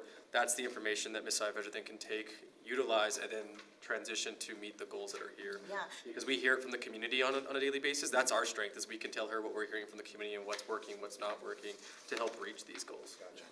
and there's many times where I might include an artifact, and I might get feedback from the board, well, that artifact really didn't help us, so I'll go back to the staff and say, this is really, so clarity in terms of artifacts that you feel really support, in many cases, or sometimes it might be too much. I really thought that you all, I don't question whether you're making progress, but that was overkill in terms of the artifacts, and so we might pull back, so that's, important as well. But you had a question, Mr. Pat? No question, sorry. Okay, all right. No question. No, I love this. This is great, a great, guide, so very organized. And again, there's always opportunities for us to amend it. It's gonna be my first time, their first time, our first time to use this over the course of this year. So when we have to go back and create or amend it, it can always come back to the board. We can tweak it, we can amend it, it comes back to the board and you guys approve it, and then we use it for the next evaluation cycle, right? If I may add, the first time I had ever done this, I found it very interesting to go to her backup, because that will give you a good overview on what she's been working on, and she has the documents to prove it. And then if not, then you get that opportunity. Yes, we know, we're still working on this. And what I did was, I provided you with a She really provided a lot of specific feedback. Some of it was, I appreciate that you all are making progress on this work. I'd like to hear how that specifically is impacting some of the campuses, in my district, And so in my next few one-on-ones, we talked about, she wanted to see more after-school programs, in that area. So we talked about how we're moving and expanding and when she can expect to see some of that, hit some of the campuses in that area. Those are the kinds of feedback pieces that really help us collectively understand where we are and where we're going. And like Ms. Saavedra said, it's on your shared file, so that's it. I was probably the only one that asked for a hard copy of it, and Israel's right, it came out to be about this thick, but it helped me because I could flip back and say, oh, this is what she meant, and it was very good. And, I'm really working to try to get it to the board 7 to 10 days before you all, to give you ample time. We also made a decision to separate my formative and have it be a standalone special board meeting so that you didn't have to review that on top of an entire board packet, because then it just doesn't lend itself to, really kind of digging in. So we actually go to the back and have a dialogue with the superintendent about kind of where we kind of evaluate where she's at, what our kind of impressions are, and where we need to improve. So it's this, and then it's the dialogue that's created in the back as well. So I think it's pretty robust, and there's a lot of opportunities to kind of put in a narrative that, you may not think an objective tool will allow you to. You can really add in the subjectivity behind it to give that narrative and ask her for additional support. And to your point, Trustee Cuellar, with Isabel asking, like, how is this impacting my campuses? That's when that advocacy from the campus level is saying, I know my campus is better than anyone else does, and why don't we have these specific tools and resources there, which align perfectly. Gotcha. Okay. All right. Well, this might be a good time for us to take a break, because I know we have about 15 minutes, right, before the next section. So possibly, what time is it? 1:31, so if we want to come back at like 1:40? Yeah. Yeah, maybe 10 minutes, 1:41, around that time, yeah. Yeah, Awesome, thank you. yeah. Have to recess the meeting, call. As you're recessing it. Okay, so we're gonna recess at 1:32 and come back at 1:45. 1:45. All right, good deal.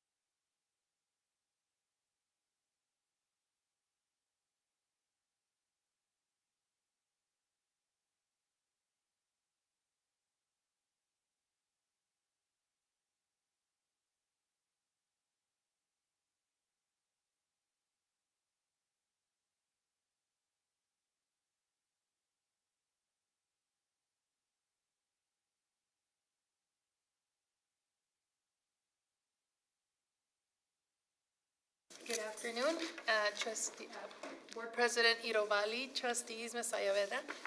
My name is Marta Aguirre. This afternoon, I'll be providing you with an overview of the Business Services Division and what our operation consists of, and just an overall overview of our financials as a district. I know, Trustee Beals, you attended our board leadership academies, and so some of the information you'll see will look familiar. I think it'll take a couple of runs of it before, everything starts to kind of make sense, but we are always here to support, as Ms. Saavedra mentioned. We'll have plenty of opportunities to meet and share information with you all. So if we go to page 2 of our presentation, it's got an organizational chart, and basically, this gives you an overview of what the Business Services Division is comprised of, and we've got 6 departments that are operating under this division. And so we provide the services, systems, and infrastructure to do day-to-day operations and transactions as they relate to procurement, payables, payroll, and you can see here we've got our budget and external financial management office. They manage, for the most part, overall budget related transactions. Financial services, procurement and school resources, food and nutrition services, risk management, and treasury services. If we turn the page to the next slide, I gave you a little synopsis, a summary of what each of the departments do, and so the most recent operations or activities you were presented with was just last week with our budget adoption. So the Budget and External Financial Management Office was one of the key players, alongside with the HR office, as far as compensation is related, into the development and collaboration of all the information that was shared and gathered from campuses and departments. They manage all the budgets related to not just the general operating, but we're also dealing with grants, entitlements, as well as bond funding that we have. When we look at financial services, they have a total of 5 units: the accounts payable, payroll accounting, campus accounting, and travel. And then food and nutrition services, which obviously is who provides the daily nutrition to our students. We have breakfast, lunch, and we also have supper programs at most of our sites. So our students around the community can also access food in the evening. I am excited to announce, and I did share a board update for this week or whenever it is sent out. We have another 3 campuses that are CEP eligible. CEP is basically, it's a provision that the federal government provides in which all students eat for free regardless. They don't have to submit an application to be determined whether or not they're free lunch. So every single student eats for free. So of the 75 campuses that we have 66 campuses that are currently CEP eligible, which is a great news for all our community. We have 6 campuses that are still pending. So it's a formula type of approach in how we submit those applications. But when I give you the names, because it is also based on economically disadvantaged is one of those criterias. Lundy, Tippin, Milam, Franklin, Coronado, and Ornedo are only 6 remaining campuses that are not. And so we are still trying, because we did actually submit, and we're hoping that we were going to get clearance on Tippin, but we were denied this year.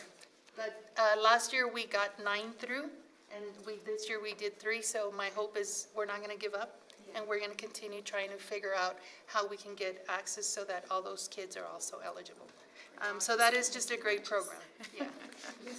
Yes. What is CEP? That's provision, campus eligibility program. And I did provide in the memo the guidance and the requirements so that it'll give you an overview of what that program is. So it'll be in your Friday update this week, which is Thursday, because Thursday is really Friday in the summer. Which is great. So on the next page, you can see the next 3 departments that are under the Business Services Division. It's the Procurement and School Resources Department. So this is the group that manages all the procurement services. So anything that requires anything that we need as far as purchases, we operate through Texas Education Code 44, the guidance that is outlined. It's very specific and crucial that we meet those compliance requirements through federal funds, and this organization manages a lot of that. We also have what we refer to as school resources, but it's our warehousing. So they manage our textbook inventory, deliveries, and things of asset management, things of that nature. Archives. Risk Management Department, obviously, they manage the program, the Workers' Compensation Program. In addition to that, they also handle the submissions and the management of the insurances and bonding services programs that we have within our district. And then Treasury Services performs cash management, investments, and all the banking-related information or documentation that we have as a district.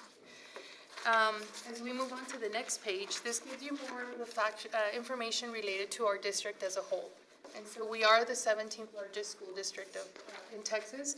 And that's, when I always present this slide, I always say that's kind of a big deal when we have 1,200 school districts. So we are in the top 20 of our schools as far as size in the state of Texas. And so we employ over 7,900 employees, full-time employees. 4,000 of them are teachers. And then we just adopted a budget of $543 million. This is just the general operating budget. When we look at what comprises the general operating fund, it's state funding, which obviously is related to the enrollment and our attendance, daily attendance. Local funding, which is associated with our property taxes. And then also federal funding, which is based on SHARS, which is a program that's related to our special education population and the personal care services that we provide to them. So it's school health and related services. We also have impact aid related to federal funding, and impact aid is associated with federally connected students. And when we say federally connected, obviously the biggest, and when we look at our district, when we think federal, we think Fort Bliss, military. But not only is it military, it's also students of parents that work with the federal government in federal, our border security, people that live in federal housing. So those students generate additional funding for the district. So that's another segment of our revenue. And then we have E-rate, which is generated through our technology and library services. And so it's a reimbursement process that we do with the devices or the services that we utilize and submit to the federal government for reimbursement. And lastly, ROTC is one of the funding sources there. As well, through our high schools, we have ROTC programs, and they provide some funding for that. And then impact, what we call indirect cost rates. So for every grant that we receive, they allocate what they call indirect costs for administration. So there's a percentage that we get, and so based on that percentage, we generate additional funding that every grant allows us to pull from. And so that's what makes up our federal funding segment of our funds. Annual federal entitlements, that's $31 million. I know this is also one of the presentations that was given to you last week. We're getting ready to submit our application actually by Friday is our deadline. And then July 1 is when it is enacted. So federal entitlements are Title I, we refer to them as Title. Title I is related to the basic improvement of the instruction. So that's what we often refer to as how do we supplement the basic instruction. So general operating fund is how we need to provide the basics of the classroom instruction. The title money refers to the extra, the icing, what are we going to do to enhance that basic instruction. So that is Title I. Title II is supporting. Real quick, just to give them an example. So an example of what we're using some of our title money might be to provide interventionists or to, Tutoring services, transportation for tutoring. If we were to buy graphing calculators, that's not part of the basic instruction. That's an enhancement to, or a software program, a reading program, something like that. Title II funds is related to more of the professional development and recruitment of our teachers and principals. And so that's another segment of our funding. There's Title III, which is more associated with our bilingual education students and their needs. And then Title IV focuses on the whole child, which is health and wellness, technology, as well as instructional and academic resources. The per pupil expenditure I've provided here is considering both the general operating budget as well as our entitlement funds, and that is what we allocate for our students. It's also important to note that of the state funding, 6,160 is what the state gives us per pupil that we have enrolled in our district. And that's with current legislation as the 88th legislative session did not move with any additional funding for our formula. And just something important to note, as she said, a little over 6,000 is what we get from the state, but when the state calculated the voucher entitlement that they proposed, it was a figure with a $12,000 per student. Correct. So it's a big difference. Doubling the amount that we actually get from them in public schools, right? So the next two slides are fairly quick. I'm not going to take too much time on it because I know we've reviewed them last week, but this is a revenue, and it's just a graph that shows you how we receive our funding, and obviously, as you can see, the state funding is the largest. It is important to note because in August, one of your items that you will be considering is our setting our tax rates.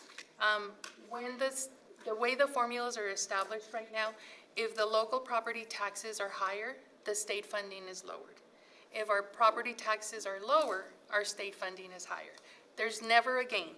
Truthfully, that's the gist of the way the funding is formulated. So just wanted to share that with you. But right now, as you can see, our state funding, because our property values are not at a level that are higher than other areas in our state, we do depend on state revenue largely. So 60% of our revenue comes from the state. So if you see the next page, we have our expenditures. And so as a board, you are required to adopt a budget by fund and function. And so what we have shared here are the different functions. Our accounting system that is also mandated by the Texas Education Agency has, I believe it's 10 elements in our account string. And so it's a very long accounts code, but the second code the second element of the account number is a function. And so that's what describes what are we doing with our monies. And so that is how we've broken out the budget so that you can understand where our dollars go. And I did give you an overview of this last week on Tuesday. If we jump, and as you can see, just the blue is obviously instruction, and that is where most of our funding goes to our instruction related, whether it's the dark blue, which is the instruction and instructional related, and then instruction and school leadership, those are all, and the support services, those are all directly to for services to the students. So if we move on to the next page, this is, I always often refer to this one as the conversation piece at the Saturday cookout with your friends and family when they say there's a lot of expending at the district and it's not directed at for our students. So every dollar, this is a breakdown of every dollar the district receives when you're looking at our budget. And so when you can see at the bottom, you see instruction, campus admin, and student support. That kind of gives you the descriptions of what consists when we refer to instruction or our campus admin and then our student support services. And so for every 63 cents of every dollar goes directly into instruction, and that is directly into the classroom, whether it's the teacher's salary, the paraprofessional, the furniture, the resources, anything that is in that classroom is coded into that instruction site. Campus administration obviously refers to the personnel that is in the office supporting and operating the campuses. And so you can see 63 cents goes to instruction, 14 cents goes to facility security and data processing, 12 cents goes to student support, and that's in the form of counseling, nursing, transportation, food service, curricular activities.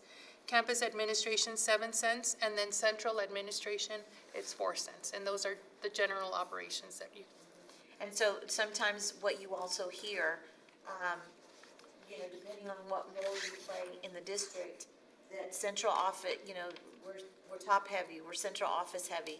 Well, only 4 cents of our budget really goes to central office. And as, that's one of the reasons why I shared with you all that, we're the size of a Fortune 500 company. We're the second largest employer in the county. And I think sometimes people lose sight of it takes upper management to kind of really move a ship that's this massive, right? And so you can't do it all by boots on the ground. So.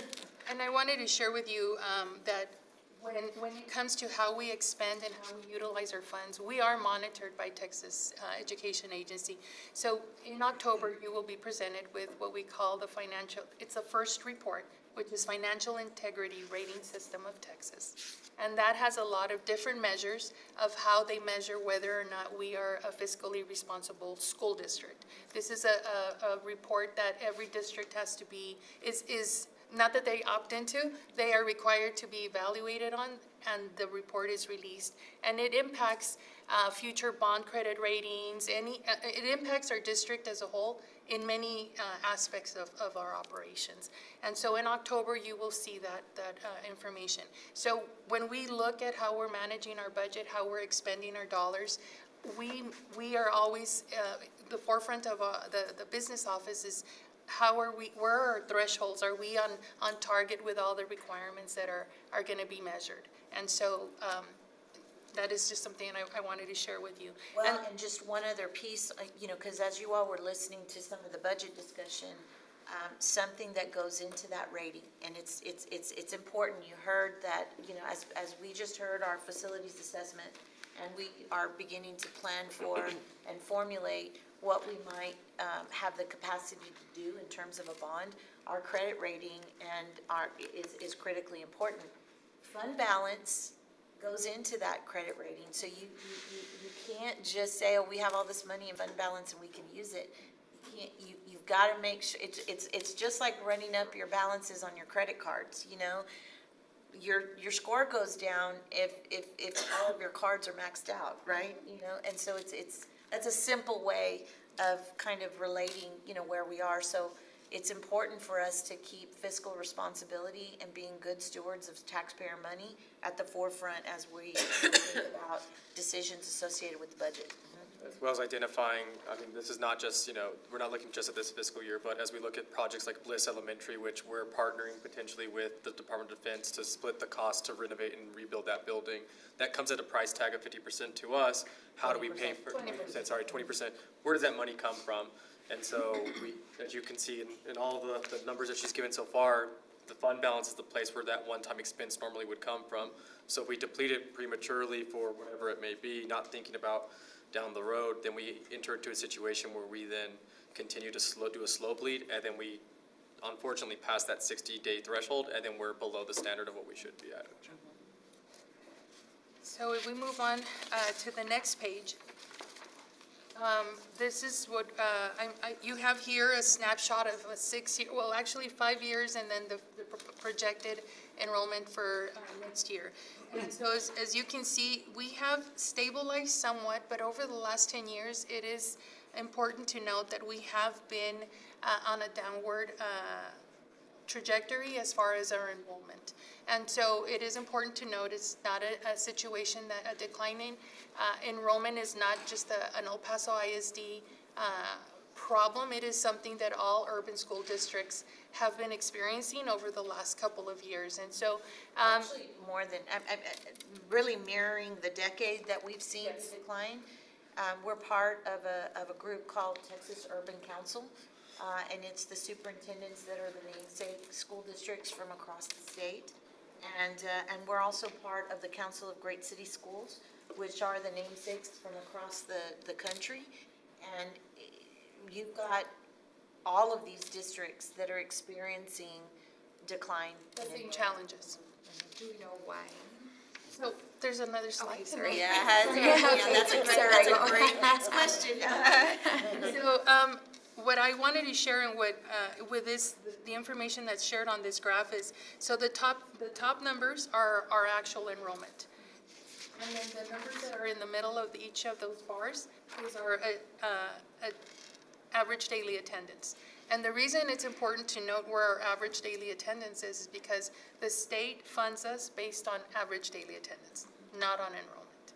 And so we have to prepare the number of teachers and everything that we need for the enrollment. However, the funding does not come in that same format, okay? And so because of this, obviously, there is a lot of work that is done, and I know Ms. Saavedra, with her leadership in the last year, we have worked to see how are we going to offset some of those challenges that we have. And, you'll find in the strategic blueprint that attendance is, that's one of the metrics that we're tracking.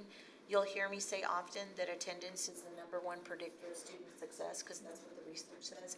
We've got to have kids in the classroom, to impact their learning. So we've impressed that upon every principal, teachers, and we've built dashboards so that each one of our campuses can track, down to the neighborhood, down to the house, like what areas of my student population seem to have the most difficulty getting to school, so that they can target their strategies, to get kids in the classroom, so. So this slide answers your question somewhat, hopefully. And so the trend, the declining enrollment in the larger urban districts is something that's across the nation. And urban sprawl is one of the largest components of it, and then aging populations. And so when you look in the example I share when I present this around the community and to different stakeholders, I say, look in your communities. We are the oldest part of the city. When you look at the El Paso area, and when you look at your communities where you grew up, perhaps, who is living in the older parts of the community? And I'll speak on my behalf. My parents, my mother's house, she's 88 years old, and in that community down that block, there are maybe 2 new families that the house has been flipped and somebody has moved in. But there's school-age children, right? Correct. And so with that aging population comes less students. Urban sprawl, because you see where are the kids growing, where are the young families moving? Outskirts. Socorro is booming, Clint is booming, because there's a lot of growth out there. That's not the case here in the urban area. So one of the other areas that impacted us significantly is, again, going back to as we grew up, if you were in El Paso, and there was a lot of the federal housing units with hundreds of families in them.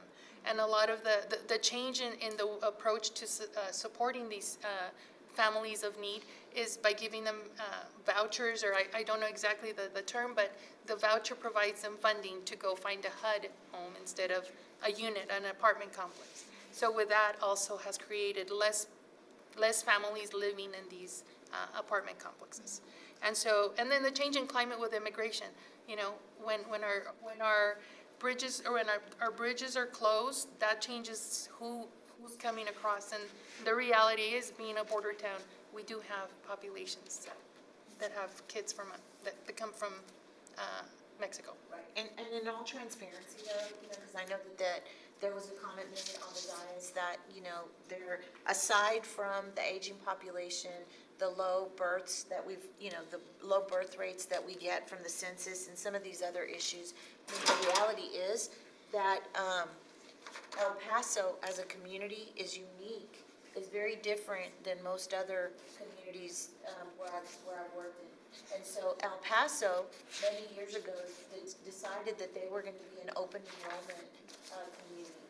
And so with that comes choice. And so there's many times that we're losing families because they're choosing to go to Isleta because there may be an area of our school district that borders Isleta, so they've made a choice to go there.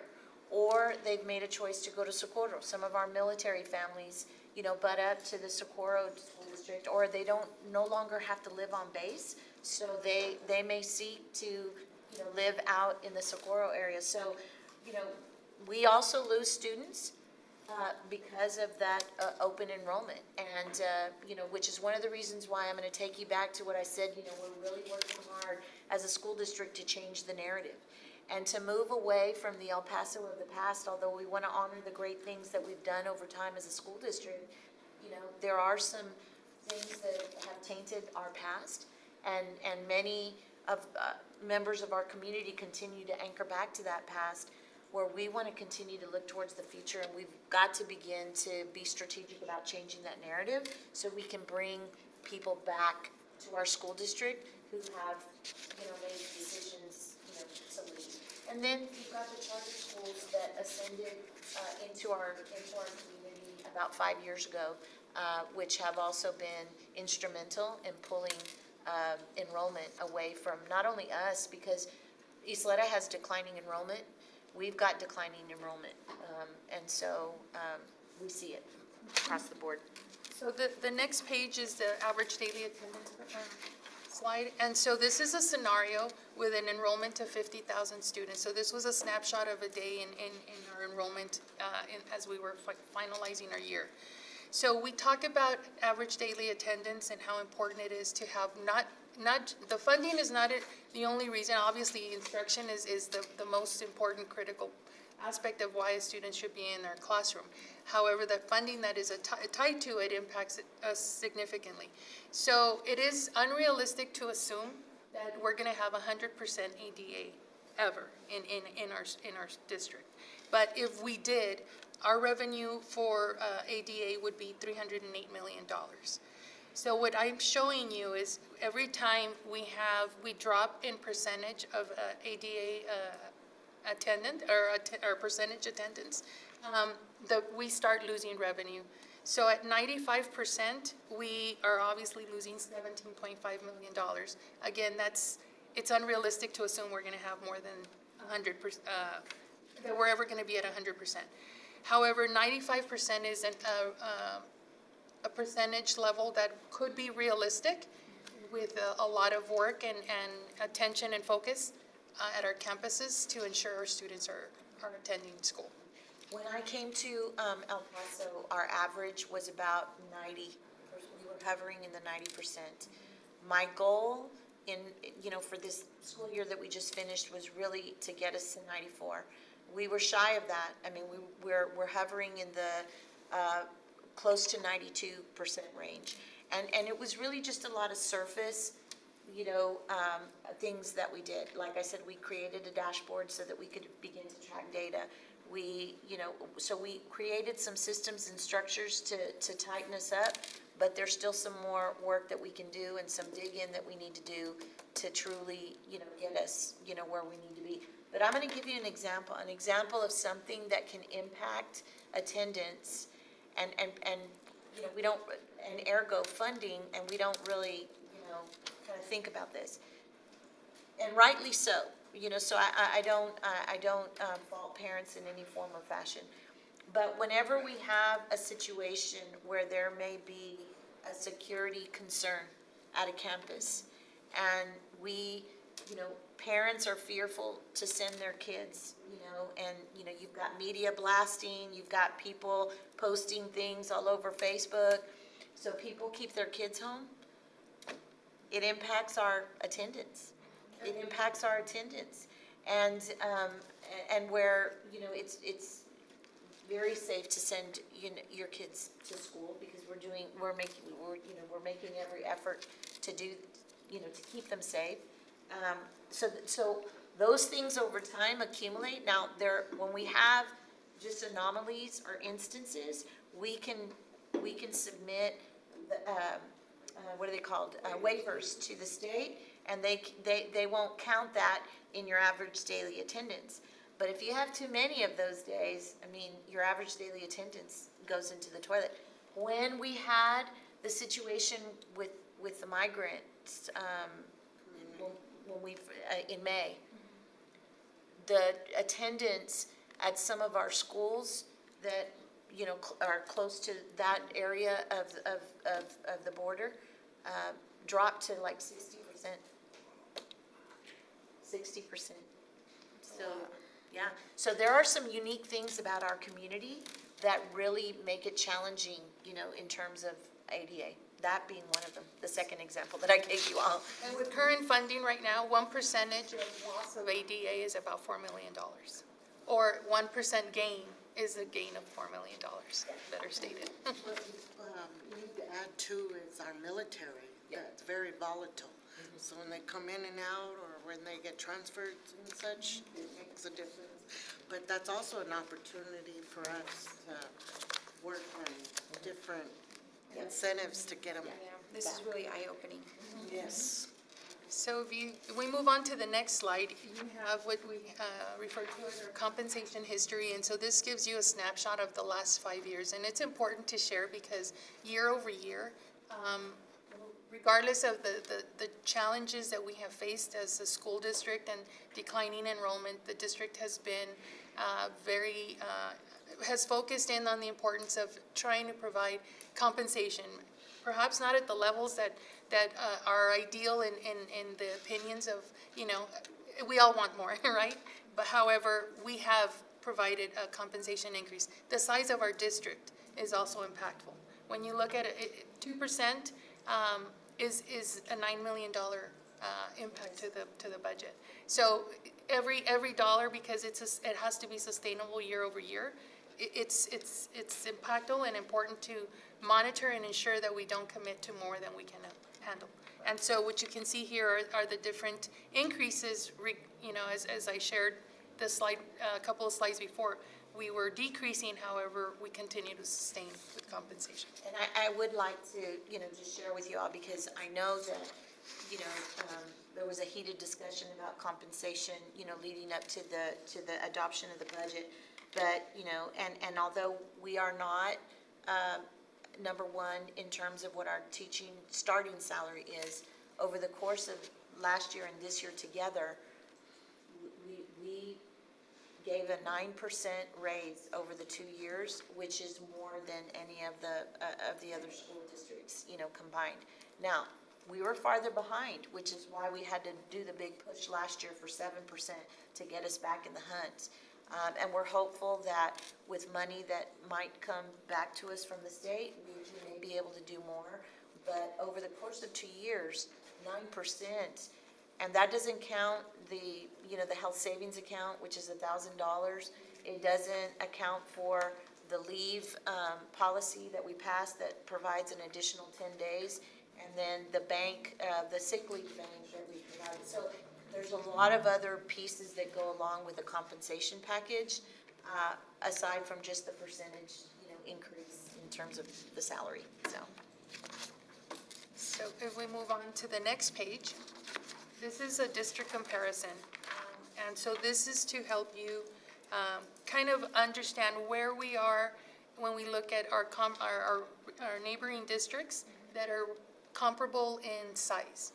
And so when you look at this slide, and this is a slide reflecting 76 schools as we are about to finish this school year. Next year, we will have 75 campuses because of the consolidation at Hartley. However, with 76 campuses that we have at EPISD, Isleta has 52 and Socorro has 49. When you look at our enrollment, El Paso ISD has 50,000, Isleta has 37,000, and Socorro has 47. So with a 3,000 student difference, we have at least 20, if not more, campuses than Socorro. And so when you consider the operations and the costs and the maintenance and everything, that we are definitely operating campuses that are not fully full capacity. And so when you look at average students per campus, and this is not at any grade level, just in general, EPISD has 658 students per campus, Isleta 711, and Socorro 957. And so this is considering large campuses and small campuses. They're all inclusive there. And all of those costs have to be accounted for. So when you think about creating the bandwidth for the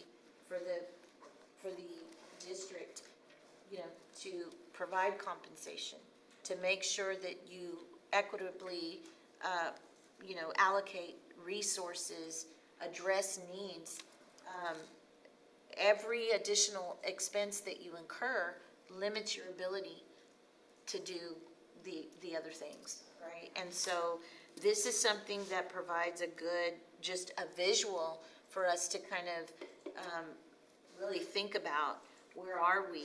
And, we want to be able to honor families, we want to be able to honor communities, and balance that with, fiscal responsibility and our ability to truly deliver on that high-quality instruction and that academic excellence that we're really seeking. Because when we spread our resources too thin, then it compromises the quality that we really are looking for, so.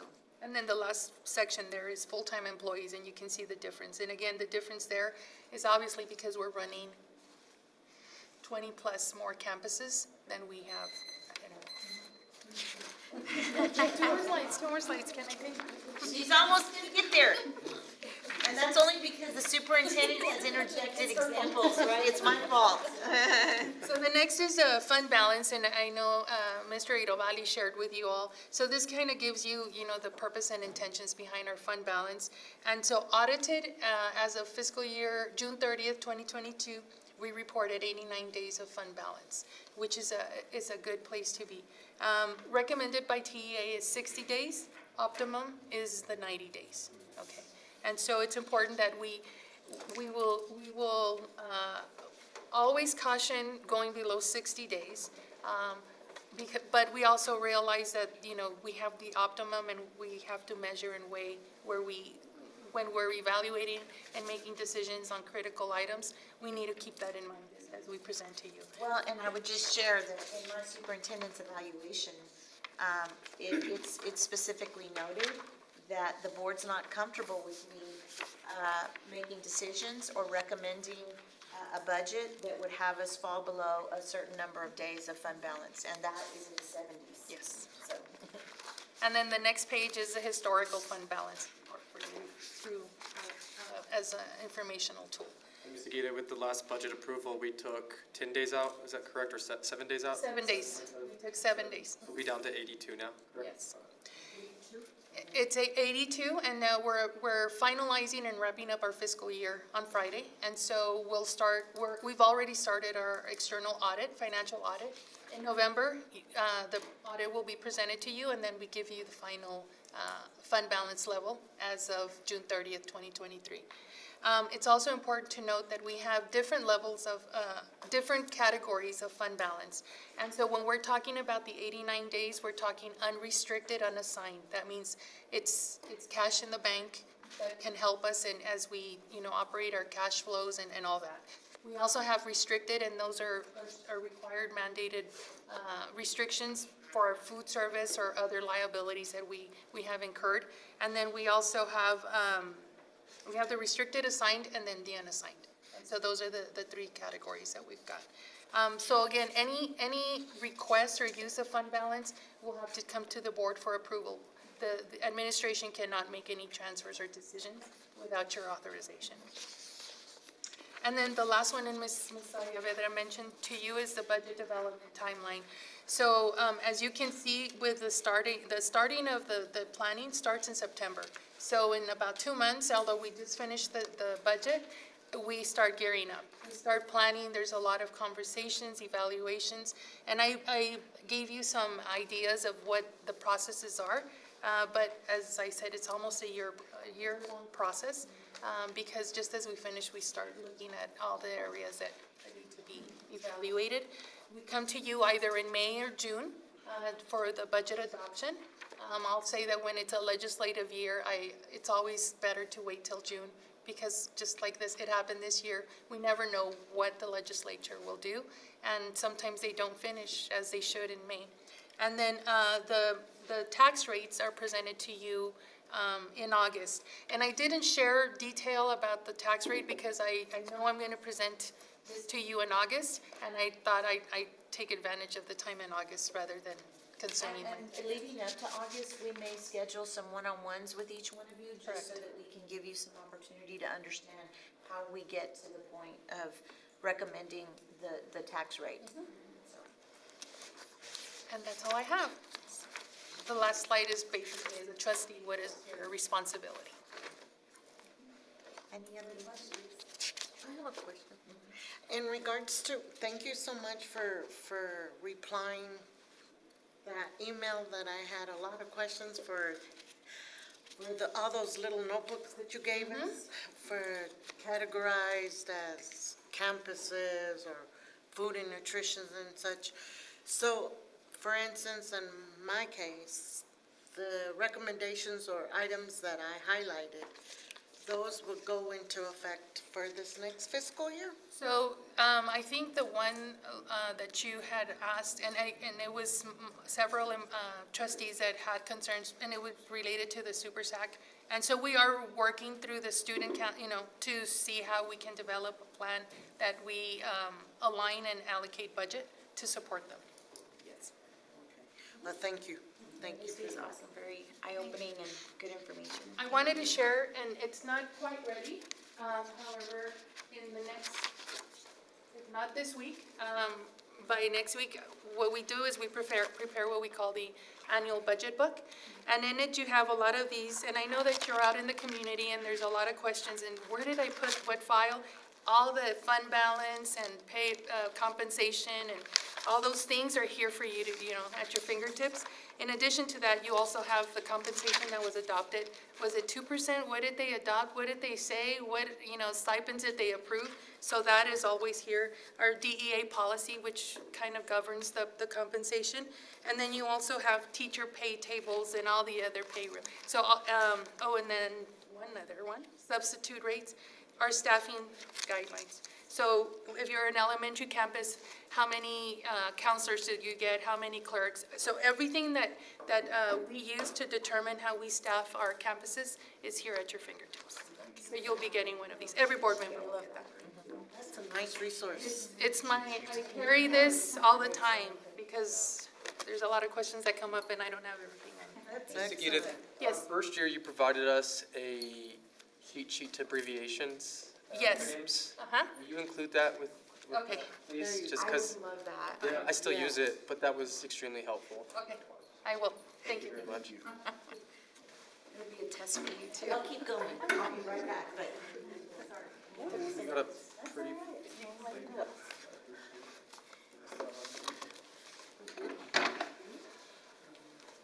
may have to-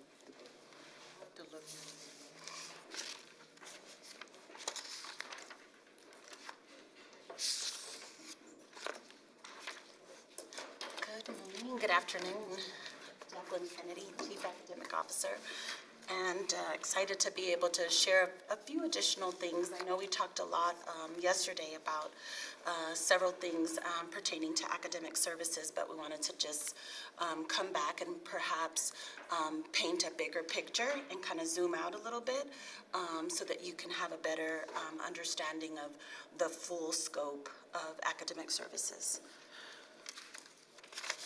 So in that first slide, it shows the organizational chart for academic services, which is designed in 4 different departments. So starting on the left-hand side, you'll see our teaching and learning division or department is comprised of 3 different departments. It's our literacy, STEM, and digital learning that and so the bulk of their work is around core instruction, what happens at every single school, pre-K through 12, at the campus level. There we go. No worries. Sorry. No, you got it. So that group works very much hand in hand with principals, teachers, and our campus teaching coaches. When you look at that next group, that department is much more representing our transformational learning component. So that's a lot of our high school programming, that is our IB program, which is our International Baccalaureate, our P-TECH programs, our early colleges, all of our advanced academics. When you think of pre-advanced placement classes, our AP advanced placement classes, and then that matriculation from our GT programming. So all that sits in that department. And that also includes all of our career in tech, which is also all of our special programs there. And then our next division is specialized learning services, and this is where we have a lot of our special populations. So thinking about all of our student groups that are embedded in a special population, this particular department represents a little over 54% of our students are supported in that one division. That includes our special education students and receiving those services, our emergent bilingual programming, as well as our early childhood supports are also included as a part of that work. So our EB population right now is sitting at about right at 37% of our district. And then special education represents about 13%, and then pre-K is about 5%. So that group supports almost a little over 50% of our district is getting support from there. And our Director of Early Childhood Learning, that's Is Christina Chapa. Christina So Chapa. if you'll notice at the bottom where it says Director of Early Childhood Learning, it is Christina Chapa. And under that department is also where we're building our Montessori programming. And just to give you just a little bit of insight in terms of our early learning, so, just philosophically, where we come from instructionally.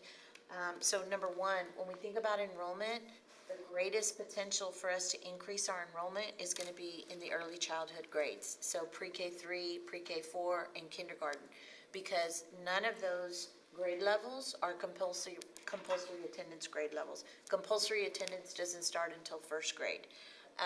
And so the potential for us to stabilize our enrollment lies in those three areas. And then when we think about really having students come into our system, and the best opportunity for us to get them on the path for success in terms of their reading development and becoming proficient readers, it's going to be in the early learning phases. So really, we come from a place where our goal is that our children should leave first grade reading as proficient readers.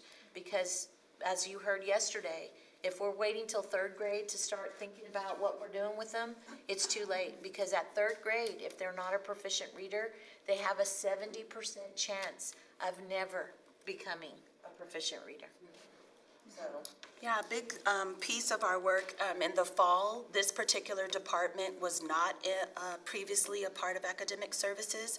And so we developed and designed and put as a part of our organizational structure is to build that particular department so that we can have a greater emphasis on pre-K through second grade, and primarily pre-K 1, but then really honing in on what's happening at that second grade level. So this particular group is, this is a new department to the district. That department on the right is specialized learning support, and that's also kind of a new focus for our district in general. And when you think about our conversations yesterday around our data, this is a group that's really going to bring together a level of multi-tiered systems of supports for students so that we can begin to gauge and track and monitor how our students are doing as they progress in a grade level horizontally across those subject areas, but also being able to see and monitor our students and track them grade by grade, and being able to intervene and provide supports in a much earlier and a much more strategic and intensive way than we have in the past. And so that group is comprised of our counselors, our nurses. We have a group of interventionists that we are onboarding in both reading and math, and then our health and wellness with our physical education. That group is really representing a group of individuals that are making decisions and supporting at the campus how we start to turn the corner on some of the supports that students need, social, emotional, behavior, and even those academic supports that are necessary for students to be successful. So this is a general makeup of academic services. That's 13 individual departments that are led by 4 different executive directors. So when you, And one other thing that I would share with you, I mean, and when Dr. Kennedy says turn the corner, right now, the culture that has been in place is that if I have 10 principals here with us, and I ask them all to share with me what their third grade reading data is, every one of them can rattle it off. If I ask them, how many of your kindergarten students leave kindergarten reading proficiently? And what are the gaps that we need to close by the time, they finish first grade? You don't know that. They don't know that. They don't know that. Because we've not focused on making sure that we understand what's happening in those grade levels as they're developing as readers. We don't start looking at the data until third grade. So that's really why we're trying to shift and turn the corner. And it's gonna take, not only strong tier 1 instruction, like every day in the classroom with the teacher of record, but supplementing that to bridge skill gaps, not test readiness, right? There's a difference there, yeah. and when you look at the next slide, just a question as you're kind of starting this process and thinking about how do you provide instructional support as a board member, really thinking about this work that we're doing around aligning academic services. And so you may be thinking, what are the ways, and I know when Sezi shared earlier, a lot of it is around policy, but at the same time, I think there's a thread that you're always hearing and seeing where we're starting to connect the dots, and I shared that even yesterday. We are taking, in the structure of academic services, we did a complete redesign so that each of those programs and within those departments, that we now have an interconnectedness so that each of us is working not in isolation, but in tandem, knowing that it all is part of a bigger puzzle. So if you, on that next one, just part of the Board of Trustees is to kind of adopt, you mentioned adopting goals and priorities and monitoring success. And a large part of that is the design that we're developing. So what is your role when related to curriculum instruction? That's the big question, is how do you provide that governance piece, but also where you're able to connect the dots to the work that we're doing on the ground, and then how that connects to policy. And so if you look at that next slide, the three main areas of academic services, this is the heart of not only what we do, it is the heart of who we are. And so it's been such an exciting adventure to be able to talk about student learning in a way that perhaps we've never talked about it before. But what we are doing is really thinking about, on the curriculum end, we're designing what it is, what are the content and skills pieces that students need to know and be able to do. And so we take those state expectations and really start to pack those in an articulated way through guidance documents. That's what a curriculum is. It's a set of guidance documents that help you to determine the what that we need to be teaching, but also the content expectations, what's most essential, the sequence that it needs to happen, and then the pace. So you know as a teacher that by the end of the school year, this is what the state is going to expect students to know and be able to do, and that's what that assessment is intended to assess, is the mastery of that learning. But then as a district, we have to take it all the way back to help people to kind of chunk that. How do we start to teach in small segments towards that outer goal? And what you're doing is being able, through the curriculum, to have those small pieces, but also have entry points along the way where you can gauge mastery. That's where your formative assessments come in, is you're teaching a little bit of a chunk and you're seeing if they've mastered, and then you're teaching another chunk and then you're seeing where they've mastered. The element that we're trying to do is be able to connect all that. You have to have alignment between what the curriculum says is expected, what teachers do every single day, and then what the assessments are, not just the long one in the end, that's the summative, but what's happening every day, every few days, might be in smaller 5, 10-day increments where you're formatively assessing in the classroom. But then as a district, we're taking large strokes to see and gauge across the district, where are all of our fourth graders doing? Where are all of our seventh graders doing? We're kind of taking a dipstick along the way. Those are our interim assessments. So we're gauging the overall mastery of learning across the district. And so we're trying to put together all of those pieces where they connect and people see how interconnected they are, that you're not just teaching every day, it's a part of a bigger infrastructure. And so the instruction is really the learner experience, but also that learning experience. What do we want for kids every single day? Not just to be acquiring content, but developing skills, having a whole new transformational learning experience. And so that is embedded a lot in the instruction and what teachers' craft brings to the table to allow for that learning to occur. And then on the assessment side, you're really looking at how it frames instruction and it aids in student learning, as I mentioned. So we're always thinking about how are we assessing student learning and helping people to really unpack. The assessment isn't just a piece. It is an integral part, and there's different pieces of assessment that we want to keep in mind as we move along. And so your curriculum really is built for your new teacher and keeping your new teacher in mind, your most novice teacher. But of course, it lends itself for anybody to be able to pick up and have a guide for their instruction. It also supports teachers who may be new to a grade level. I used to teach first grade, now I teach fifth grade. I used to teach fourth grade, but now I'm at a middle school. You're always gauging where people are going to need supports, and it's the district responsibility to ensure that that is in place.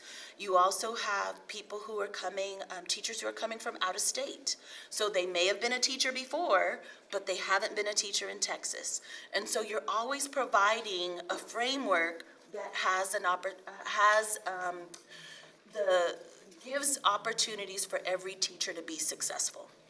And so that's what your curriculum instruction and your assessment are doing.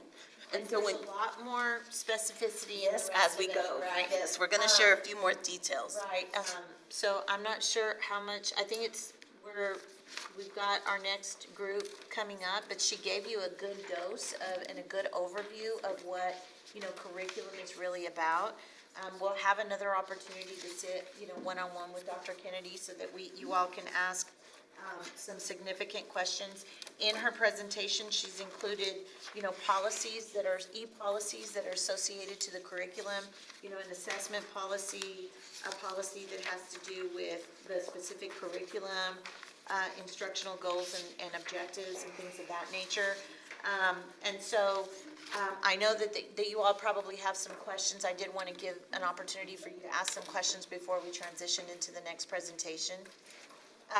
As I shared yesterday, we do have a calendar that we will be using to report up to the board student outcomes and some of the data that we're collecting about how kids are doing along the way as we go forward.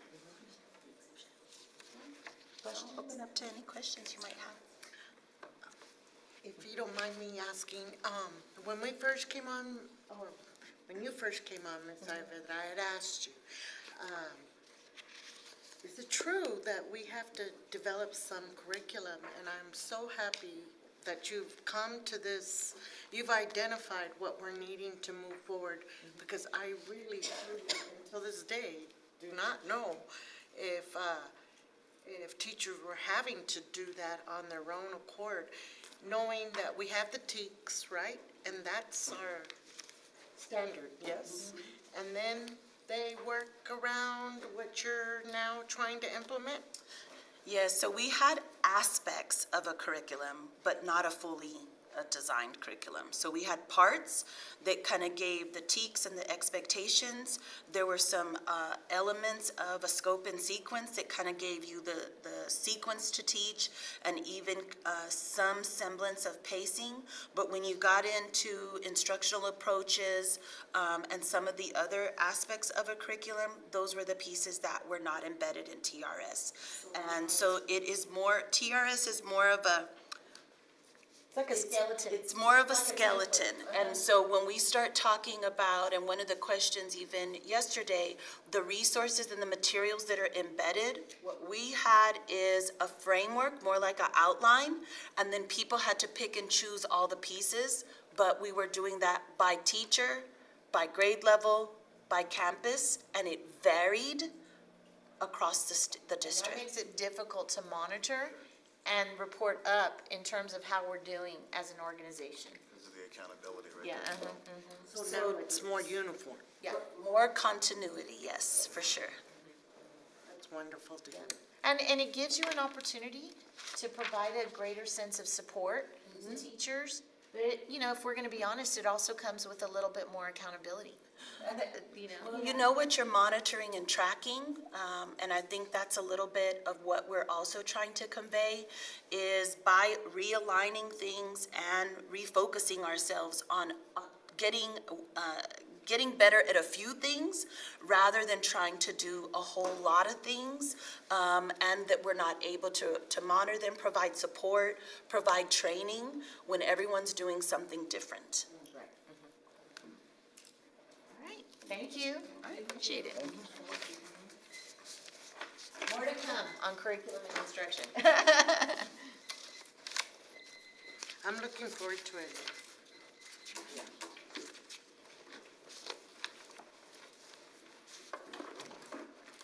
So we're 5 minutes off, so let's see if we can't make up some time. Good afternoon. Board President Irubali, Trustees, Ms. Ayvedra, I'm Manny Chavira, I'm Chief of Police Services. I'll get right into it. This is Marta Carmona, Dr. Marta Carmona. We're going to talk about some of our support and operations. What I'll cover is the Police Services Department. We are a school-based law enforcement agency. I want to cover that because a lot of times there's some confusion in what's a school-based law enforcement, SBLE, versus an SRO. And a school-based law enforcement officer, the school board, the Board of Trustees have authorized the superintendent to hire a police chief and establish a department, and I've hired officers. We have 44 officers that are school-based law enforcement, so we have our own proprietary police department in EPISD. As opposed to, say, a SLEDA, they have a police chief, but they have to hire outside contracted police officers, say from a Paso Police Department. So we operate with both. We have an MOU with the El Paso Police Department that allows us, because as I mentioned, we have 44 officers, and we have 76 campuses. So we did enter a memorandum of understanding with the City of El Paso Police Department to hire their off-duty police officers to stand and provide police protection and presence at our elementary schools primarily. They can serve at any of our schools, but primarily at our elementary schools. So with our 44 and the 56 that we have brought on board, and that number's always growing at El Paso PD, because they either work at Walmart or come work with us. And most of them have kids at El Paso ISD, and they love coming to work for us instead. So that's been really helpful. So that's the difference between a school-based law enforcement agency and a school resource officer who's contracted out from, and they're already peace officers. We're peace officers in the state of Texas, just like El Paso PD and the Sheriff's Department and Texas DPS troopers. We're sworn peace officers in the state of Texas. There's a lot of individuals in the state of Texas that have Texas peace officer licenses, but it's not active, and still a sponsoring agency hires you. And the fact that Ms. Ayvedra has authorized us to form a police department, we petitioned the state, they authorized us to be active as El Paso ISD Police Services. And that's why we're active Texas peace officers, because of EPISD. So these police officers that are at the elementary schools, are there all day? Yes, so according to House Bill 3, they will be. We're working with our partners over at El Paso PD, so that on those that we have at the elementary schools, they're either working their full day off or they're split the day, but we will have police presence all day. Starting when, do you know? We're starting With the new school? with the new school year. Awesome, yeah. Yes. Currently, we have a staffing table of 44 officers. I have 2 vacancies. We're doing very well, because there is a police shortage all around the country, as you know, around the state, and we're doing very well to get benefit to the. Real quick, Manny, and this might be a question for Martha Aguirre also, but, you know, something that you all should know is that the school safety allotment, you know, it was, prior to this legislative session, it was $9.67 per student that we got for school safety allotment to cover all of the safety provisions, you know, that we, you know, that have been mandated by the state. As a result of the legislative session, they raised it to $10. We were asking for $200 per student, but they raised it to 10, and they provided $15,000 per campus, which gives us about how much money? $1.1 million. Yeah, which is really, it's not adequate, but we use that and then some to get where we need to go with safety and security. The next slide will show you some of the services we have. We have a K-9 team. We currently have 2 K-9s. We just purchased some more, so we'll be bringing that number of K-9s for the district to 4 K-9 operators and 4 K-9 with their partner K-9 going out to all the campuses. We do have our own investigations team, of course, the traffic enforcement. We have 24-hour police patrol. The majority of our officers work during the day, of course, when all the kids are at the campus, but we do have 2 officers on duty in the evenings and 2 officers on duty in the graveyards. So we have 24-hour police protection for all of our buildings.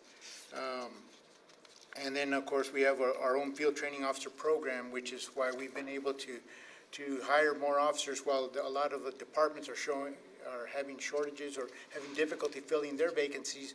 We're taking officers straight from the academy as they graduate. And we have a robust field training officer program that's allowing us to bring them on board, get them some experience. They have a 1-year probationary period, and then they go out on their own. So from EPCC, is that the program that they're? Mostly from EPCC, but we are taking them from other agencies. We had some that we just brought in from Port Stockton. Okay. So, officers that are working out there. Other services that we provide, we're police services, safety and security, protection of our kids, but we're also emergency management, emergency planning. We work with the Texas School Safety Center. We're in compliance, as you saw in the last board meeting. Mr. Villanueva was here presenting the district audit report and all those other compliance pieces. Some of what you see here, hold, secure, lockdown, evacuate, those are the mandated drills by the Texas School Safety Center created by Texas Education Code Chapter 37108, which means they're the central clearinghouse and we have to follow their lead. They tell us what our running orders for the year are, and we follow their lead. So we do that through our emergency management section, our Safe and Secure Schools office, and through police services. Reason we put these 2 together on this slide, and of course we have our 24-hour dispatch. And should you ever need anything about our campuses or anything going on, our emergency dispatch number, we're tied to the 911 center. So we're a 911 public safety answering point, so we're just like 911. So you call and you call 911, you say something's happening at Urban, immediately gets patched to us because we are a 911 PSAP. So these services are all together because anything that happens at any of the campuses, and that's why I'm sitting here with our operations chief, is because superintendent, because if anything impacts a student's ability to sit in a chair and learn, we need to know about it and we need to start intervening. Whether it's talking about making a recommendation to cancel school for the rest of the afternoon or evacuate to another campus and make arrangements. But anything that impacts a student, whether it's a threat, a utility outage, anything, it comes through police services. In as much as we provide the police protection and escorts to do all the movement, plus the emergency management aspect, because we have the plan. We have had large incidents where all these agencies show up at our campus, and we say, they'll say, well, we operate on our own. No, not anymore. Today, we're going to, well, why? Because we have the plan. Here's what we're gonna do, and this is the way we're gonna accomplish this with your help. We always welcome all our public safety partners' help. We have very good working relationship with all our local public safety partners, and we exercise together. We go, especially during the summer, we conduct training together, so active shooters especially and all that, so that there is no confusion as to how we're going to operate should an incident, Lord forbid, happen like that. Lastly, I'll get into the safety initiatives. We have a mandate, of course, for the silent panic alert technology through Mr. Verduzco, through Dr. Carmona's portfolio. We'll be working with IT to get the silent panic alert technology installed in all of the campuses, at least in each of the front entry doors, front entry reception areas, a silent panic alert technology, which is the panic button. We do want to get the silent panic alert technology in every classroom, as is the mandate, by 2025, but we'll have it on instead of a hardwired panic alert button in the classrooms, we want to have it on their person, so they can, if a PE coach can activate an alarm that way. We do have access control, which is another thing with the governor's orders after the Uvalde incident. All perimeter doors had to remain closed and locked at all times. It created a problem during transition periods and during times when they had to go to PE or recess or lunch. But with access control, the responsible adults can get through in and out, and these bells can be programmed. The bell schedules can be programmed into access control so the students can go to class, transition between buildings, and then when the tardy bell rings, they go back into the locked position. We're working on that through information technology. We are working on bullet-resistant film and riot-resistant film for some of our vestibules, and as the ACOM study that you were just voted on the other day, that was part of that initiative, is to get the bullet-resistant film or the rifle or the riot-resistant film on the front vestibules of our campuses. So that's included in the educational specifications that you all just approved yesterday. Some of these measures are included in that. And perimeter fencing as well. Thank you, Manny. Good afternoon. I'm Marta Carbona. I'm the Deputy Superintendent, and I oversee academics. You just heard from Dr. Kennedy. I also oversee school leadership. In the section where curriculum and instruction is, towards the back is the organizational chart and the people that are under school leadership. So I also oversee technology. I'll give you a glimpse of technology, and then I'll give you the gist of the presentation, which is mostly operations. So information technology services overview. We have Mr. Manny Verduzco, who joined our district in October, and so he's taken, this is under. Yeah, Okay. thank you. It's in front of the police part. There's a separate tab. It's called District Operations.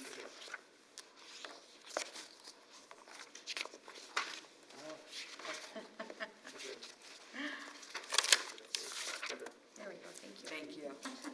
There you go. So under information security, just like Mr. Chavira mentioned, we also take the information security very seriously. And so under the technology services, we have 4 critical areas. It's IT operations services and then the elements under that.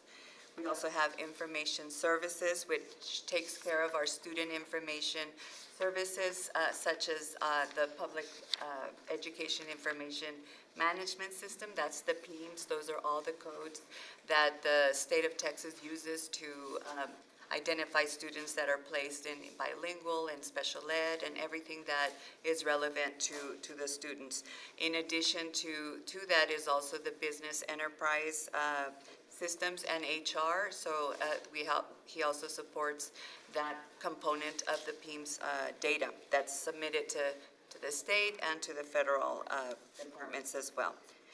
the program management with everything having to do with technology, and of course, the IT security to protect from harm our students and our employees, because that's the nature of the beast with technology. We are prone to any cyber attack, et cetera. On the next page, you have the organizational chart of the technology department. Since he onboarded, he's restructured many of the areas within the department, and there's still more to come in that. So as we move forward, we will provide you with those updates.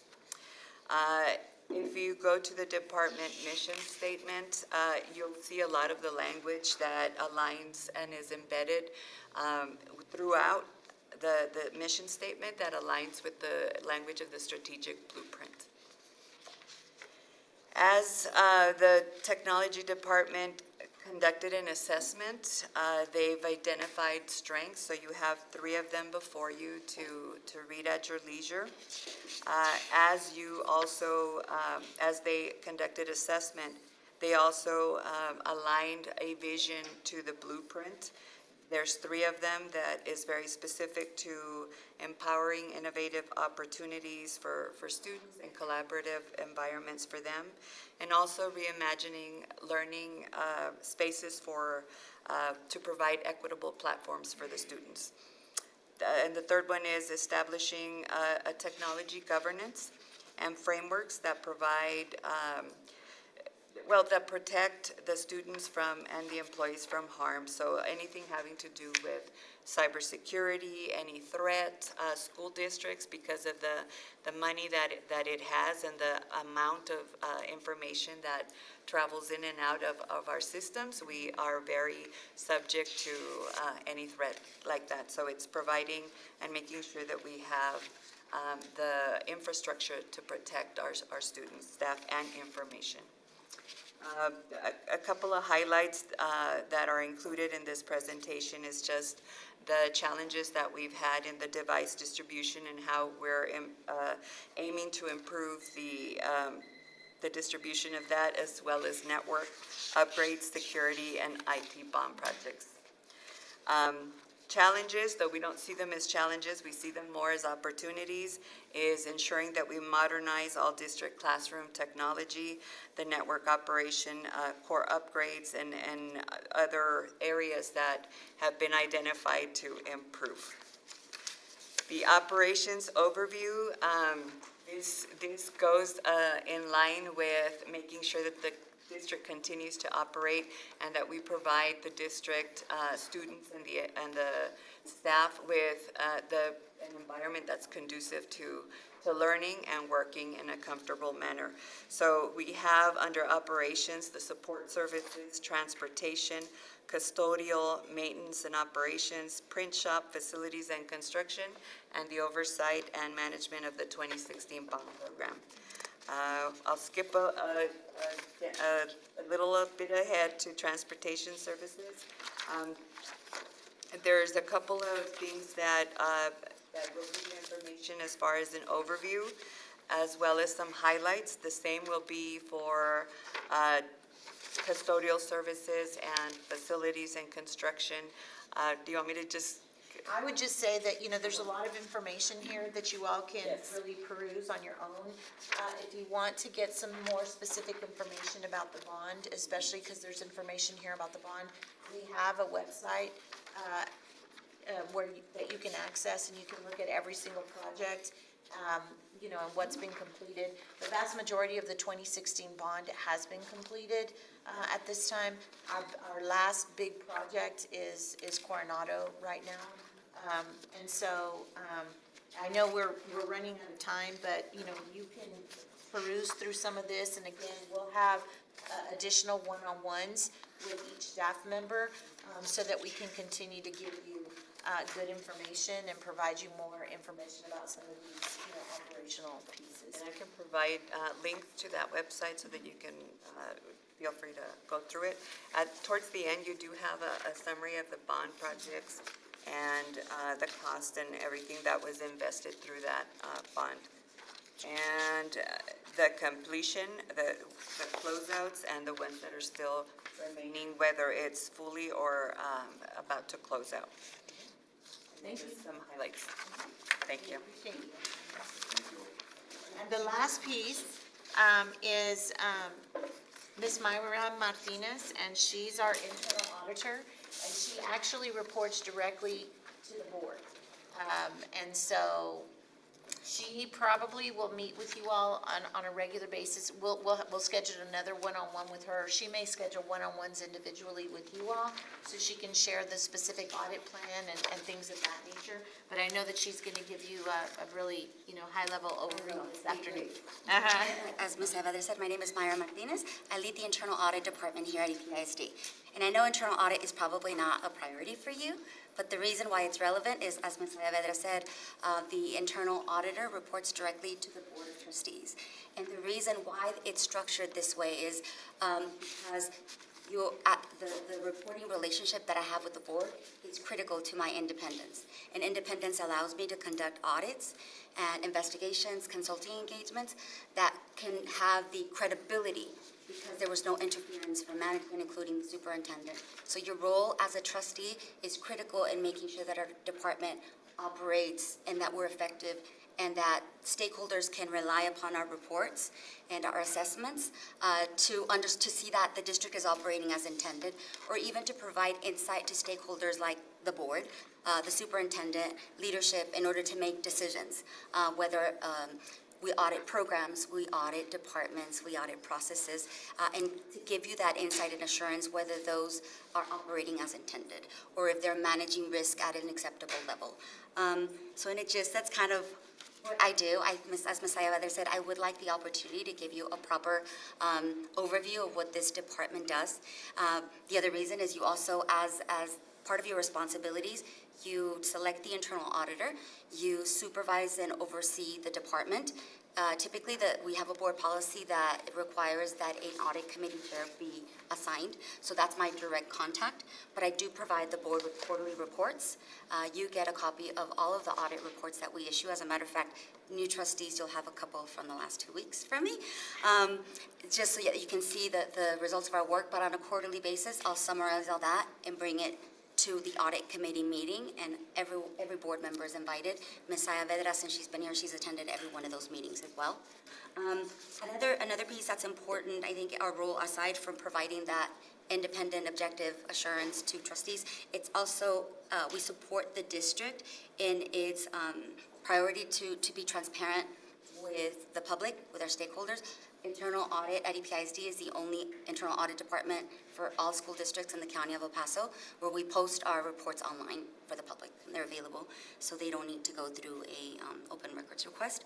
I provided some slides with our very audit lingo mission, but really our purpose is really to support the district in achieving its strategic priorities. As Ms. Saiveda described those earlier, those have been defined in the strategic blueprint. So as we're bringing projects to you, the audit results, you'll see how we're tying all that back to the strategic priority. Because that's truly how we'll be able to add value and support the strategic blueprint. Our organizational structure, there's 8 auditors, including myself in the department, and I have an executive assistant. In April, I brought what we call our audit plan to the board for approval, and it includes the list of projects that we have planned for the coming fiscal year that begins on July 1st. So I provided a copy of that, but I'd like to, again, take the opportunity to go over it in detail with you all. As we're developing the plan, I meet with each board member to discuss their priorities and how we're tying them to the strategic blueprint, and also discuss our budget and the resources that we need in order to carry out the board's mandate and the board's expectations as it relates to our plan. And I could probably go on, but I know that I'm the last one. So if you don't mind, I'd like to get your contact information if possible so that I can reach out maybe the second week in July and schedule a time at whatever's convenient to you. The last slide, second to last slide, includes just a summary of the board responsibilities. But again, I think when we meet, I'd like to go into that in some more detail with that. You all also evaluate me, which is coming up in August. So I do think it's important that I meet with you prior to that to kind of go over what I do. But Not fast enough. That was great. Sorry. No, but we appreciate, I really appreciate all of the staff that was here to provide. Again, I know that it's like drinking from a fire hose. And so we're really committed to chunking information, providing you as many one-on-ones as your schedule will allow. We'll adjust our schedule to accommodate yours so that we can make you feel comfortable and confident with, you know, kind of just navigating the organization and understanding who we are, what we're about, and, you know, what responsibilities you have. So anything that we can provide you, we're here for you. A great contact for you is gonna be Ms. Carrasco, because she basically, you know, works with my calendar, she'll work with your calendar to get us connected. She'll be one that will send you reminders, you know, make sure that your calendars have, you know, board meetings on there. So she's a critical part of helping us kind of function and work and keep us all sane and honest. When I say that, you know, with your training hours and all that kind of stuff. She'll also really help you with, you know, any sort of travel arrangements that we need to make, and so she's a great help with that as well. So I think we're good. So thank you, everyone. It was a great 3 hours, and with that, we will adjourn at 3:10 p.m. Thank you so much.